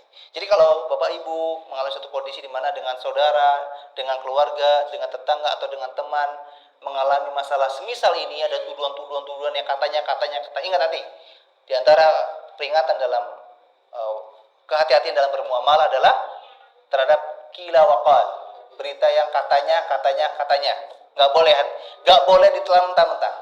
Pertama tabayun, yang kedua kalau memang kita nggak punya akses kemampuan untuk meneliti berita tersebut, maka berikan uzur. Bisa jadi ada alasan lain. Ini kewajiban kita yang punya ilmu harus mengamalkan ini juga sebelum kita menyampaikan. Mungkin setahun yang lalu ya, saya mendapat kabar, ya mungkin tepat 10 tahun yang lalu, saya mendapatkan kabar ada seorang guru saya, ya hafizahullah. Dia sempat memberikan kata pengantar juga untuk buku saya. Tiba-tiba saya mendengar kabar tidak baik tentang keluarganya. Subhanallah. Di media sosial ramai. Yang seperti saya sebutkan, ada orang-orang yang dengan gagahnya bergaya menjadi penjaga gawang. Setiap ustadz ini mengisi kajian di masjid tertentu, dia hubungi DKM-nya, dia kayak berintervensi, dia mengancam agar ustadz tersebut yang dikasih panggung. Padahal urusan rumah tangganya nggak ada kaitannya dengan umat. Mau istrinya satu mau dua nggak ada urusan. Oh, anaknya buktinya banyak. Meskipun saya punya kontaknya, meskipun saya punya mungkin kemampuan untuk bertanya kepadanya, tapi saya lebih mengendapkan berita ini sampai saya mengetahui yang benarnya. Karena apa? Saya menjaga perasaan. Dan saya menyadari berita ini tidak ada kaitan dengan umat. Seperti saya sampaikan, kalau berita itu tidak berkaitan dengan kemaslahatan orang banyak, gak usah di-share, gak usah dipublikasikan. Tahun kemarin juga, saya mendengarkan kabar dari seorang waliyadzubillah menuduh seorang ustadz di Bandung begini. Pertepatan waktu akhir 2012, saya ada kegiatan di Bandung. Saya berkesempatan menghubungi beliau, saya mau bertemu Ustaz, bisa tidak? Qadarullah beliau sedang umroh, akhirnya nggak bisa bertemu. Padahal di antara tujuan saya mau tabayun, tapi karena nggak ada kemampuan untuk tabayun, saya berusaha mengubur dalam berita yang saya dengar tentang beliau. Gak enak Pak. Ujian terberat dalam muamalah adalah ketika kita mendengarkan kabar buruk tentang saudara kita. Bapak sama tetangga lagi akur. Bapak curhat. Kira-kira tetangga ini bisa nggak jaga curhatannya? Bisa. Tapi pas lagi ada selek, lagi ada masalah, dibongkar nggak? Bongkar. Wah, saya punya kartu asnya, saya bongkar. Kan gitu. Bisa kalau lagi akur saja amannya. Kalau lagi nggak akur bocor. Nanti tiba-tiba satu RT satu RW kan tahu semua tentang kita. Kemudian ini hati-hati Bapak ya. Jadi rumusnya tadi, yang menuduh harus memberikan bukti, yang dituduh harus bersumpah. Zaid bin Wahab bercerita, Ibnu Mas'ud radhiyallahu anhu telah didatangi oleh seseorang, lalu berkata kepadanya, orang ini di janggutnya bertetesan khamar. Ibnu Mas'ud berkata, kami memang telah dilarang untuk tajassus, mencari-cari kesalahan orang lain. Tapi jika tampak seperti sesuatu atau bukti, maka kami akan menindaknya. Hadis riwayat Abu Dawud nomor hadis 4860. Dan Syalbani menyatakan sanadnya sahih. Perhatikan, gimana caranya Pak? Bedain khamar sama air wudhu di janggut. Susah. Makanya Ibnu Mas'ud mungkin mendengarkan kabar ini sudah sering. Tuh, Ibnu Mas'ud, si fulan itu suka minum khamar. Apa buktinya? Di janggutnya ada tetesan air. Ibnu Mas'ud nggak percaya. Sampai terbukti, misalkan ketika dekat tercium misalkan. Nah, itu lain cerita. Berarti itu bukti jelas. Jadi bukti itu harus otentik dan apapun bentuknya. Kok tapi saya nggak pernah lihat dia minumnya? Iya, tapi saya mencium aromanya. Kalau khabar bisa apa dibedain? Nah, kalau rokok agak susah. Dulu saya lucu ya. Jadi saya pernah waktu di Mahdi itu habis beli teh manis sama apa gitu, kopi. Nah, masuk ke Mahat, sama gabung sama teman-teman asatidz pengurus yang lain. Tiba ada yang set, dari mana? Dari luar. Antum merokok? Hah? Enggak. Coba cium-cium. Tangan saya dicium. Dan subhanallah. Oh, rokok pak. Nih, sekarang aja saya habis ngopi kan tadi. Bapak saya tahu. Oh, rokok. Tahu ya? Tahu rokok tahu ya? Masih ingat ya? Tapi bukan berarti yang sama dianggap sama. Ya. Kecuali mungkin ada parfum yang bau alkohol yang saya tidak tahu. Tapi kalau itu jelas nyata adalah barang haram dan memang kita tahu dia melakukannya, kita nasihati. Kalau dia tidak mau dinasihati, kalau itu keburukan terkait dengan pribadinya, ya udah, gak usah di-share. Kita cukup jaga jarak. Karena takut terpengaruh. Selama kesalahannya bukan berkaitan dengan kebaikan orang banyak. Kemudian Nabi Muhammad SAW bersabda, "Man qataba mamlukahu wa huwa bari'un mimma qala julida yaumal qiyamah illa an yakuna kama qala." Siapa yang menuduh budaknya berzina padahal dia tidak seperti yang diucapkannya, maka si penuduh akan dihukum, akan disiksa pada hari kiamat, kecuali dia seperti yang si penuduh ucapkan. Hadis riwayat Bukhari nomor hadis 6392. Ya. Di sini Nabi memperingatkan, siapapun yang menuduh berzina seorang budak, ingat, budak itu statusnya di bawah merdeka. Tetap harus dijaga kehormatannya. Apalagi orang merdeka. Kalau orang menuduh berzina, dia sertakan buktinya. Karena ancamannya besar. Khusus untuk tuduhan zina, ancamannya adalah disiksa pada hari kiamat. Kemudian, sahabat Abu Hurairah radhiyallahu anhu berkata, Yubsiru ahadukum al-qadata fi a'yuni akhihi wa yansal jazala awil jaza'a fi 'aini nafsihi." Ini ada pepatah yang semana dengan ini. Salah satu dari kalian bisa melihat kotoran kecil di mata saudaranya, tetapi dia lupa dengan kayu besar yang ada di matanya. Sahih Adabil Mufrad nomor 460. Ini kita. Masih banyak di antara kita yang seperti ini. Seolah-olah kalau lihat kesalahan orang lain itu fokus. Tapi kalau lihat kesalahan sendiri itu ngeblur. Entah apa faktornya. Tapi di sini peringatkan. Di sisi lain kita tidak boleh asal menuduh. Tidak boleh asal menerima tuduhan. Tidak boleh asal menerima berita tentang tuduhan kepada orang lain. Tapi di sisi lain juga ketika kita diposisikan mendengar kabar tentang orang lain, hati-hati.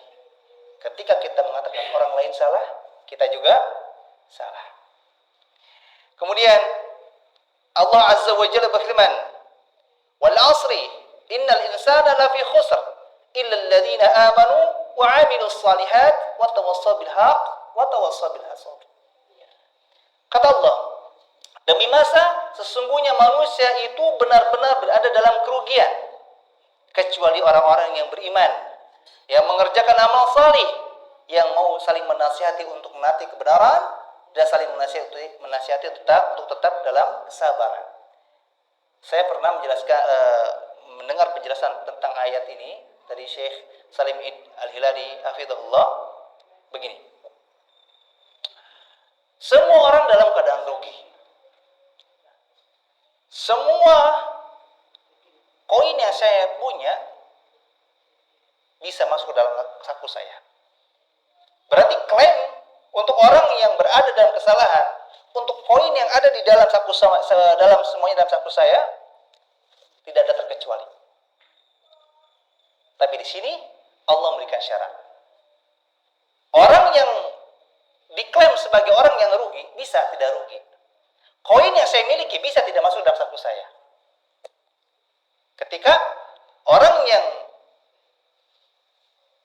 manusia yang dikatakan rugi ini dia mau beriman, syarat pertama. Syarat kedua, beramal salih. Syarat ketiga, dia mau saling menasihati terhadap kebenaran dan kesabaran. Kalau tiga syarat ini dipenuhi, dia terkecualikan dari sifat rugi. Koin yang bisa masuk ke saku saya, ada yang tidak bisa masuk. Di antara syaratnya, jika koin itu punya orang lain, Jika koin itu bukan uang, jika koin itu rusak, maka tidak akan masuk ke saku saya. Siapapun yang mengikuti syarat pengecualian ini, dia tidak akan termasuk dalam klaim kerugian yang Allah berikan. Quran surah Al-Asr ayat 1 dengan 3. Allah berfirman membawakan perkataan Nabi Shalih alaihi salam, "Wa nasahtu lakum walakin la tuhibbuna an-nasihin." Dan aku telah memberi nasihat kepada kalian, tetapi kalian tidak menyukai orang-orang yang memberi nasihat. Ini karakter kita. Ustaz, saya tuh serba salah, mau nasihatin, ujung-ujungnya sih dimusuhin. Ujung-ujungnya saya dipundungin. Nah, maka di sini sudah disebutkan oleh Nabi Shalih, ini Nabi yang memberikan nasihat kepada umatnya, dimusuhin. Subhanallah. Quran surah Al-A'raf ayat 79. Aisyah radhiyallahu anha bercerita, ada suatu kaum yang berkata, "Wahai Rasulullah, ada suatu kaum membawa daging kepada kami dan kami tidak tahu apakah daging tersebut saat disembelih dibacakan bismillah ataukah tidak." Rasulullah menjawab, "Ucapkanlah bismillah lalu makanlah." Hadis riwayat Imam Bukhari nomor hadis 2057. Aisyah memberikan pelajaran untuk kita bisa berhusnudzon kepada orang lain ketika mendengarkan kabar tentangnya. Kalau tadi dibahas tentang berikan uzur, kalau di sini lebih kepada husnudzonnya. Ini bayangkan, daging sembelihan yang dibacakan bismillah dengan tidak sama atau beda? Sama. Gak ada indikasi warna tertentu. Wallahu ta'ala alam, saya tidak tahu. Tapi yang Nabi berikan solusinya adalah baca bismillah, makan saja sudah. Ustaz tahu tidak? Itu orang ternyata suka bagi-bagi beras. Itu uang korupsi. Apa yang kita lakukan? Boleh nggak menerima? Boleh. Dan munculkan bisa jadi itu uang bukan dari korupsi, tapi dari usaha yang lain. Kecuali jika ada indikasi kuat. Misalkan kita diundang makan oleh salah satu orang yang bekerja di bank. Otomatis penghasilannya halal atau haram? Haram. Dia tidak punya pekerjaan lain kecuali kerja. Istrinya di rumah. Suaminya hanya fokus pagi, pulang sore kerja di bank. Ketika kita diundang, boleh tidak hadir? Tidak boleh. Karena ada bukti yang kuat. Kecuali jika dia punya usaha lain, misalkan istrinya punya usaha catering atau si suaminya punya usaha lain, boleh nggak kita hadir? Boleh, karena ada indikasi yang membuat kita bisa punya peluang untuk berhusnudzon. Oh, bisa jadi ini uang bukan dari hasil pekerjaan di banknya, tapi dari usahanya. Ustaz tahu dari mana? Kan bisa jadi tercampur. Enggak begitu. Urusan dia menggunakan harta haram, urusan dia dengan Allah. Ini diantara fikih muamalah. Sedikit lagi. Kemudian, sahabat Abdullah bin Abbas radhiyallahu bercerita, Nabi Muhammad SAW pernah berkhutbah di hari nahar. Apa itu hari nahar? Yang tahu saya kasih amplop. Masih utuh. Nabi Muhammad SAW pernah berkhutbah di hari nahar. Apa itu hari nahar? Nama lainnya? Nama lain dari hari kurban? Idul Adha. Buat siapa ini? Ada foto dah? Foto? Dia jadi wide aja. Ampun ya, ini sedikit aja, nanti saya ambil di foto bentar aja. Nggak usah lihat wajahnya, tapi saya berikan karena ini untuk laporan ke donatur. Atau apa sini? Nggak bantu, nggak usah lihat ke sana, sini aja. Ya, kita. Tadi. Udah. Ya, jadi Nabi Muhammad pernah berkhutbah di hari nahar. Beliau bertanya, "Wahai manusia, hari apakah ini?" Maka mereka menjawab, "Ini hari haram, hari suci." Beliau bertanya lagi, "Negeri apakah ini?" Mereka menjawab, "Ini negeri haram, negeri suci." Beliau bertanya lagi, "Bulan apakah ini?" Mereka menjawab, "Ini bulan haram, bulan suci." Beliau bersabda, sesungguhnya darah kalian, harta kalian, dan kehormatan kalian adalah haram atas kalian. Maksudnya suci. Sebagaimana haramnya hari kalian ini, di negeri kalian ini, dan pada bulan kalian ini. Jadi Nabi SAW mempermisalkan harta kita, kehormatan kita, darah kita itu mulia. Seperti mulianya hari nahar, bulan Dzulhijjah, dan negeri ini. Negeri haram. Kemudian, beliau mengulang kalimat ini berkali-kali. Setelah itu beliau mengangkat kepalanya seraya berkata, "Ya Allah, apakah aku sudah menyampaikannya? Apakah aku sudah menyampaikannya?" Ibnu Abbas radhiyallahu anhu berkata, "Maka demi zat yang jiwaku berada di tangannya, sungguh itu wasiat dari Nabi untuk umatnya." Sabda Nabi SAW yang selanjutnya beliau katakan, "Maka hendaklah kalian yang menghadiri, menyaksikan ucapan saya ini, mendengarkan wasiat saya ini, menyampaikannya kepada yang tidak hadir. Dan janganlah kalian kembali menjadi kafir sepeninggalku. Kalian saling memukul, tekuk kalian saling membunuh." Hadis riwayat Bukhari nomor hadis 1623. Kalau orang mengucapkan kalimat berulang kali, tujuannya apa? Menegaskan, meyakinkan. Karena apa? Saking penting. Tapi kalau kalimat yang diucapkan itu tidak bermakna penting, biasanya tidak diulang-ulang. Ini saya rasa menjadi alasan utama kenapa kita tidak boleh asal mendengar, mempercayai kabar angin yang kita dengar tentang orang lain tanpa bertabayun, tanpa meneliti, tanpa memberikan uzur, tanpa berusuzon. Karena hukum asal kehormatan kita itu mulia. Kalau saja kehormatan kita nggak mulia, tentu Nabi Muhammad tidak akan menyampaikannya berulang-ulang di momen yang mulia, di waktu yang mulia, di tempat yang mulia. Kemudian disebutkan ini adalah prinsip dasar dalam Islam.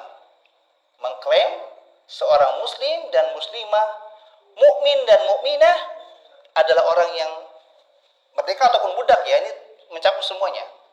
Tetap harus jaga kehormatannya. Selama mereka seorang mukmin, seorang muslim, seorang mukminah atau muslimah, merdeka ataupun budak, mereka harus dijaga kehormatannya. Itu hukum asal. Karena dalam kitab Ushulus Sunnah, Imam Al-Barbahari rahimahullah menjelaskan hukum asal terhadap sesama muslim adalah berhusnudzon. Sampai ada bukti yang membuat kita tidak berhusnudzon. Hukum asal kita sama orang kafir bersuudzon, berburuk sangka sebaliknya. Sampai ada bukti untuk kita bisa berhusnudzon.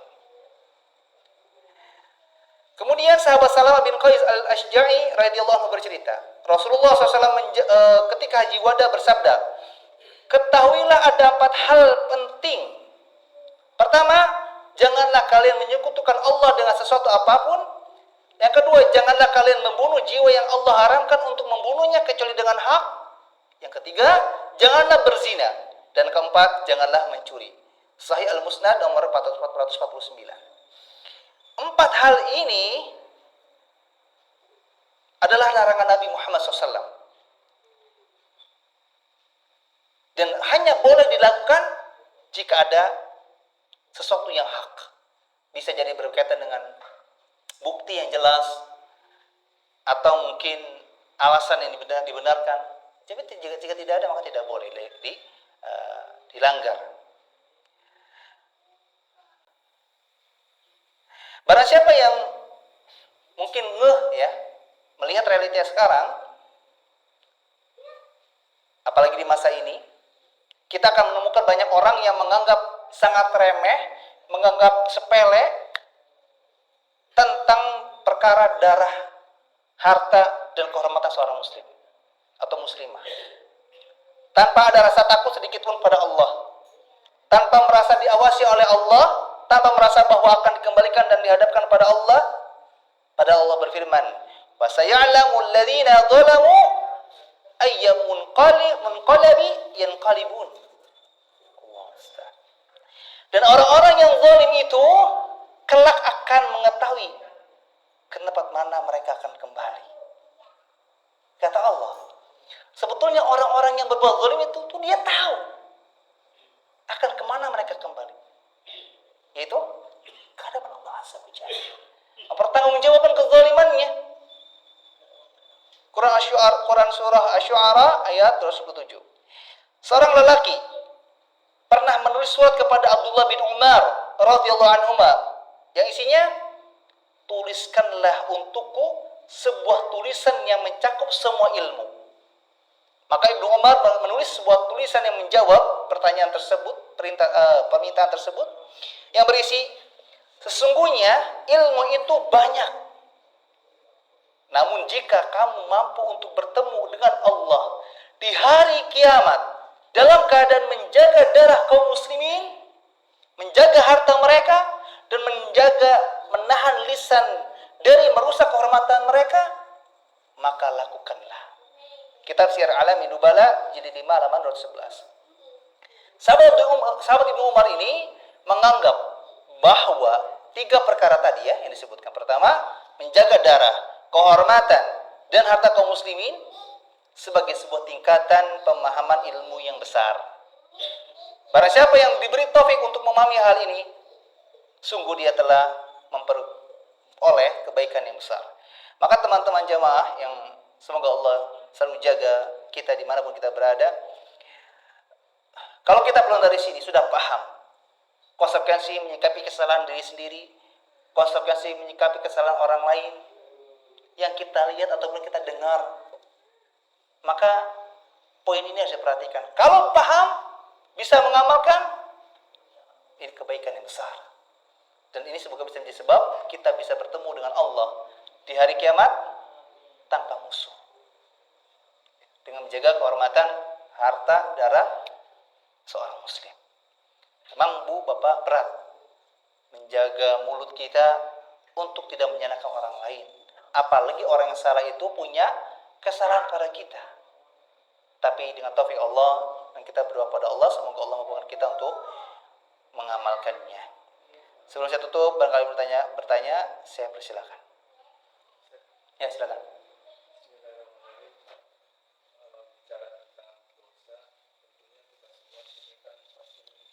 Betul?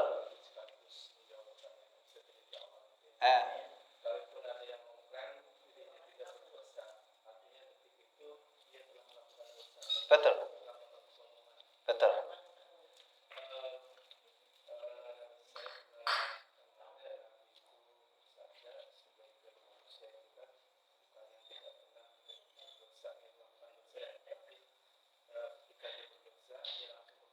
Betul.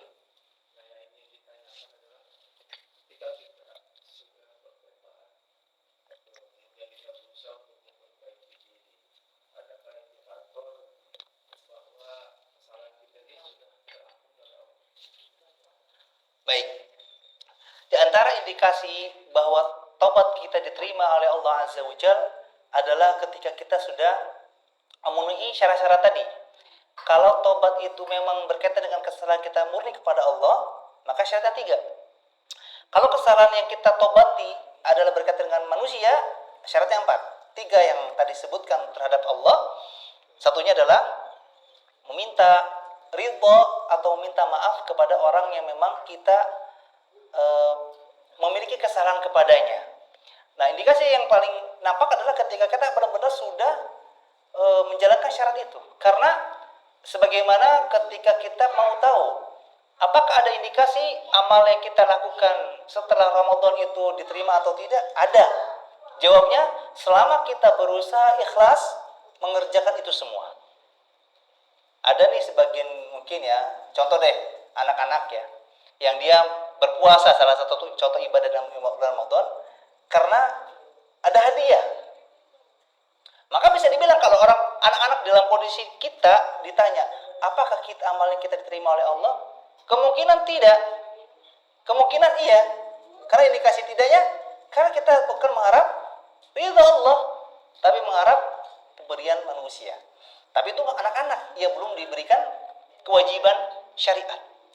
Tapi terkait dengan indikasi lainnya seseorang diterima ibadah dalam bulan Ramadan adalah dia dimudahkan beramal setelahnya. Tidak ada perbedaan yang jauh. Lalu bagaimana kalau kita berkaitan dengan tobat, lalu kita sudah menjalankan syarat-syaratnya, tapi ternyata terulang lagi? Maka tobat yang sudah dilakukan itu benar, jujur, dan diterima. Adapun ketika melakukan kesalahan lagi, baik itu kepada Allah atau kepada manusia, maka taubat lagi. Seperti tadi, ada orang yang berdoa kepada Allah, meminta ampun pada Allah, lalu dia mengulangi lagi. Apa yang diberitakan? Tadi minta lagi, minta ampun pada Allah lagi, meminta maaf lagi pada Allah. Atau kalau misalkan ada misalnya maaf, kita punya kesalahan kepada orang lain, lalu kita sudah bertobat kepada Allah, melakukan 3 syarat tadi, dan satunya adalah berkaitan dengannya. Ternyata ngulangi lagi. Contoh kecilnya misalkan, ini orang katanya sudah minta maaf karena pohon di rumahnya sudah mengotori halaman rumah saya. Dia udah datang ke saya minta maaf. Kok gitu lagi? Maka tobat yang sudah dia lakukan sah, diterima oleh Allah insya Allah. Tapi ketika dia melakukannya lagi, bukan berarti tobat itu sudah mewakili kesalahan selanjutnya. Enggak. Tobat itu hanya bisa menggugurkan kesalahan sebelumnya. Adapun setelahnya lagi, ya bisa tercover dengan tobat selanjutnya. Berbuat lagi, bertobat lagi, berbuat lagi, bertobat, dan seterusnya. Sehingga sekali lagi indikasi seseorang tobat yang diterima Allah jika sudah memenuhi syarat-syarat tobat. Wallahu ta'ala a'lam. Ada lagi? Silakan.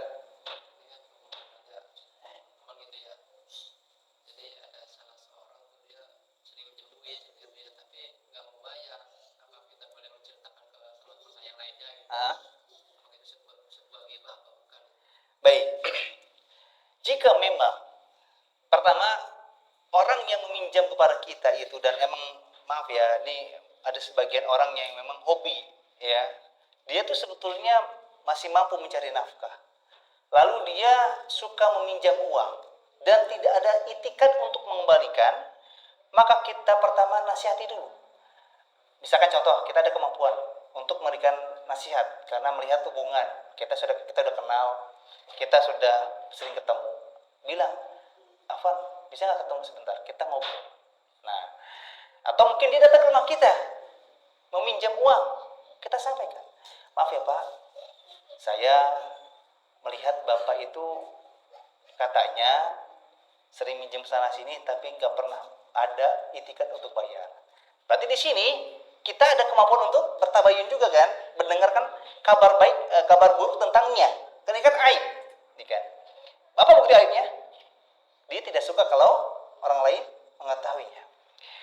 Lalu dia mengakui, oh iya saya tuh sebetulnya banyak utang, tapi sebetulnya itu emang betul, saya tuh butuh. Kan ada orang yang nggak butuh, dia hobi. Daripada aset saya berkurang, saya minjem dulu deh. Dan memang beda ya, bisa bedakan antara orang yang memang dia ada tekad membayar atau tidak. Itu ada indikasi biasanya.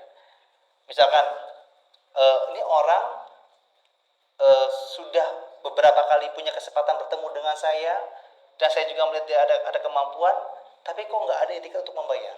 Minimalnya nyicil. Nah, ketika kita sudah nyampaikan, dia berkelit, dia berkilah, dia tidak mau menyadari kesalahannya, maka sampaikan, maaf saya nggak bisa membantu. Kalau Bapak tidak memperbaiki, mungkin saya juga akan memperingatkan teman-teman terhadap Bapak. Tapi ingat, yang kita peringatkan kepada orang lain tentang kebiasaannya ini. Jadi kaitkan, misalkan, hati-hati tuh, Bapak itu suka ngutang. Terus, dia juga sering merokok. Terus, dia juga suka mukulin istrinya. Terus, dia juga suka ngambil sendal. Terus, jangan. Yang kita peringatkan adalah sesuatu yang buruk, yang kalau kita biarkan orang lain bisa terkena imbasnya. Tapi ternyata dia memang benar-benar meminjam itu karena butuh. Dan bukan berarti tidak ada indikasi untuk tidak membayar. Karena apa? Emang belum ada. Namanya orang fakir, untuk makan besok aja, untuk makan yang selanjutnya, dia belum tentu dapat. Apalagi itu bayar utang. Maka di sini kita kasih uzur. Ada lagi pembahasan gimana menyikapi kita terhadap orang yang begitu. Bukan hanya membahas untuk memperingatkan orang lain, tapi kita kasih peringatan, Pak maaf karena oh ya silakan saya menilah. Karena misalkan kita kalau kasih pinjam menambah kewajiban dia, menambah beban dia, akhirnya apa? Pak, saya hanya bisa bantu sedikit. Ya, tapi insya Allah kalau Bapak nanti saya mendapatkan kabar tentang Bapak sudah memperbaiki kebiasaannya ini, saya bisa bantu. Atau dengan bahasa lebih halus, Pak maaf ya Pak, karena Bapak juga mungkin sedang banyak utang di luar, saya nggak bisa bantu meminjamkan nominal yang Bapak sebutkan, tapi saya bisa bantu sebagiannya. Tapi ini bukan utang. Kita dapat pahala, meringankan utama seorang muslim adalah Allah akan ringankan urusan kita di dunia dan akhirat. Adapun terkait dengan berita buruk yang tentangnya, kalau sudah tabayun, benar, dia mengakui, sarankan untuk bertaubat pada Allah, memperbaiki, maka aman, sudah.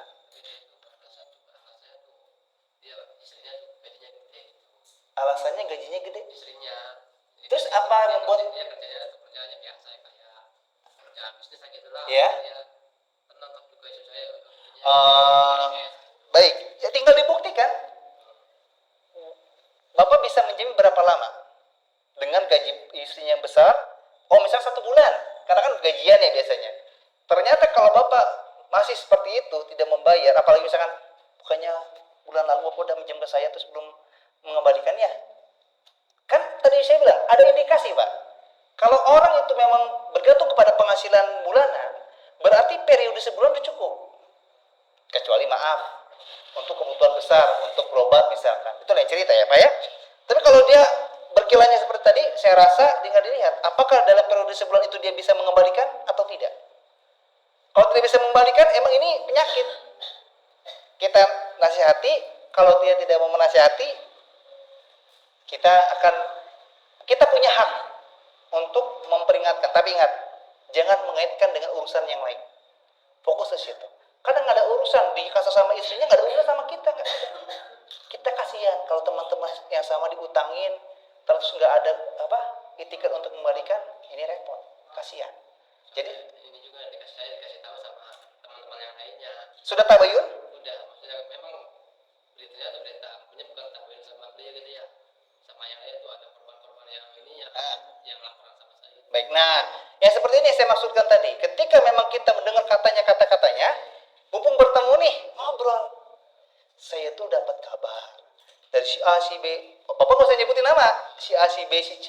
Dan ini cukup banyak Bapak. Nadanya sama. Bapak tuh diduga begini-begini. Benar atau tidak Pak? Kan otomatis Bapak juga harus punya bukti. Karena menuduh. Buktinya apa? Wow, saya nggak ada chatnya. Kalau ada chatnya, sertakan di chatnya. Di sensor namanya, misalkan ini namanya. Ini chatnya. Atau saya ingat tanggal sekian saya bertemu dengan si Fulan, dia bercerita tentang Bapak. Bapak bagaimana tanggapannya? Dia mengakui, alhamdulillah. Tinggal tugas kita menasihati. Tapi kalau dia misalkan menyampaikan sumpah, saya tidak melakukan demikian. Satu tuduhannya dia sengaja tidak membayar utang. Dia bersumpah, terus dia bisa menjelaskan. Karena kondisi saya begini. Berarti kita anggap tuduhan itu tidak benar. Buang jauh-jauh dari telinga kita. Kalau kita ragu menolongnya, bantu secukupnya. Kalau ragu banget, jangan. Maaf Pak, saya nggak bisa bantu. Mudah-mudahan di dalam waktu saya bisa membantu. Kapan dan waktunya? Kalau memang dia sudah memperbaiki kesalahannya, menunjukkan taubatnya, atau minimalnya ada indikasi baik dari dalam kepribadiannya. Jadi di sini yang saya tadi maksud ini, memang sering gitu ya Pak ya. Kita tuh kayak, wah karena banyak banget suara yang mengatakan dia ini berbahaya, akhirnya kita percaya begitu saja. Lalu untuk apa Allah Azza wa Jalla berfirman tentang memeriksa berita yang kita dengar dari orang fasik? Apa tujuannya kalau kita langgar? Nah makanya di sini bertabayun. Makanya selama kita punya potensi untuk bertabayun, lakukan. Kalau nggak punya, endap, ditahan, jadi publikasi. Makanya salah satu nikmat yang Allah berikan kepada kita adalah ketika kita diselamatkan dari fitnah. Kita tidak sibuk dengan media sosial, akhirnya apa? Mata kita, telinga kita aman dari gosip-gosip. Wallahu ta'ala alam. Ada lagi? Sebelum tutup, saya mau tanya, ini amplopnya masih utuh ya? Baru satu. Sebutkan Syarat tobat kepada Allah. Siapa yang mau? Lalu? Baik. Kalau kepada manusia, berapa syaratnya? Tambahannya itu ya? Tambahannya? Iya, mengembalikan itu tambahannya ya? Baik, betul. Berarti disisakan satu. Barakallahu fiik. Ahsanti. Kemudian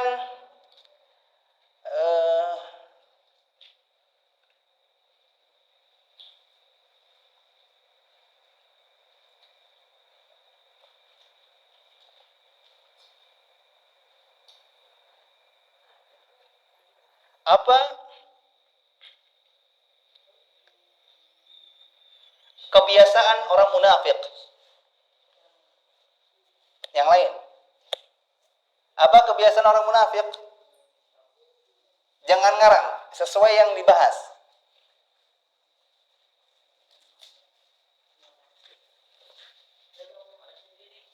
Wah, diborong. Yang belum. Ganti pertanyaan.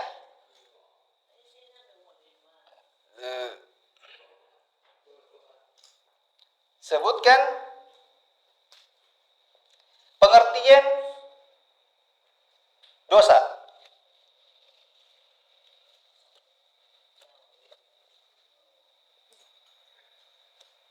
Apa? Pengertiannya aja. Dosa itu apa? Hah? Apa? Ya, boleh. Pengertian aja. Ya, disimpalkan aja. Sebentar. Yuna?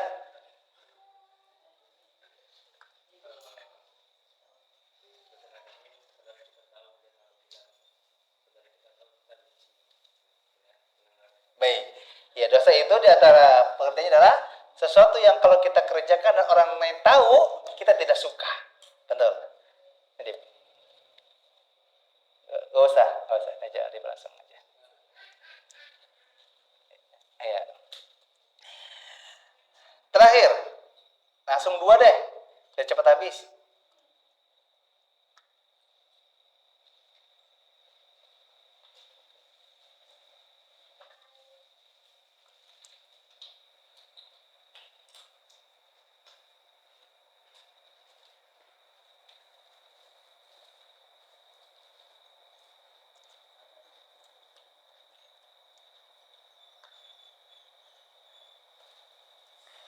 Apa yang Allah perintahkan kepada kita, yang Nabi perintahkan kepada kita, ini gabung antara ayat dan hadis. Ketika kita mendengarkan kabar buruk tentang orang lain, apa yang harus kita lakukan? Jadi urut nggak apa-apa, nggak urut juga nggak apa-apa. Sebutkan apa saja yang harus kita lakukan, yang kita dengar tentang orang lain, berita yang kita dengar tentang keburukan orang lain, apa saja yang harus kita lakukan? Ya, silakan. Tabayun, ada lagi? Setelah kita mengendap, kalau kita punya potensi untuk tabayun, lalu kalau kita nggak bisa tabayun,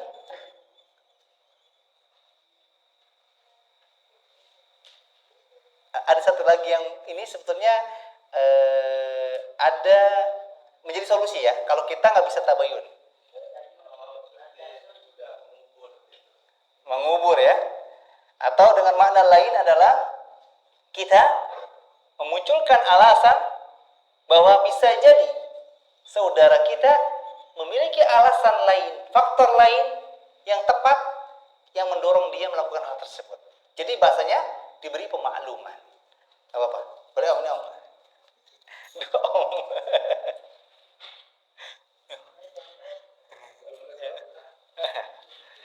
Sudah cukup ya? Sudah cukup? Dah. Nanti lagi kita tutup dengan doa kepada Allah. Subhanakallahumma bihamdika asyhadu an la ilaha illa anta astaghfiruka wa atubu ilaik. Assalamualaikum warahmatullahi wabarakatuh.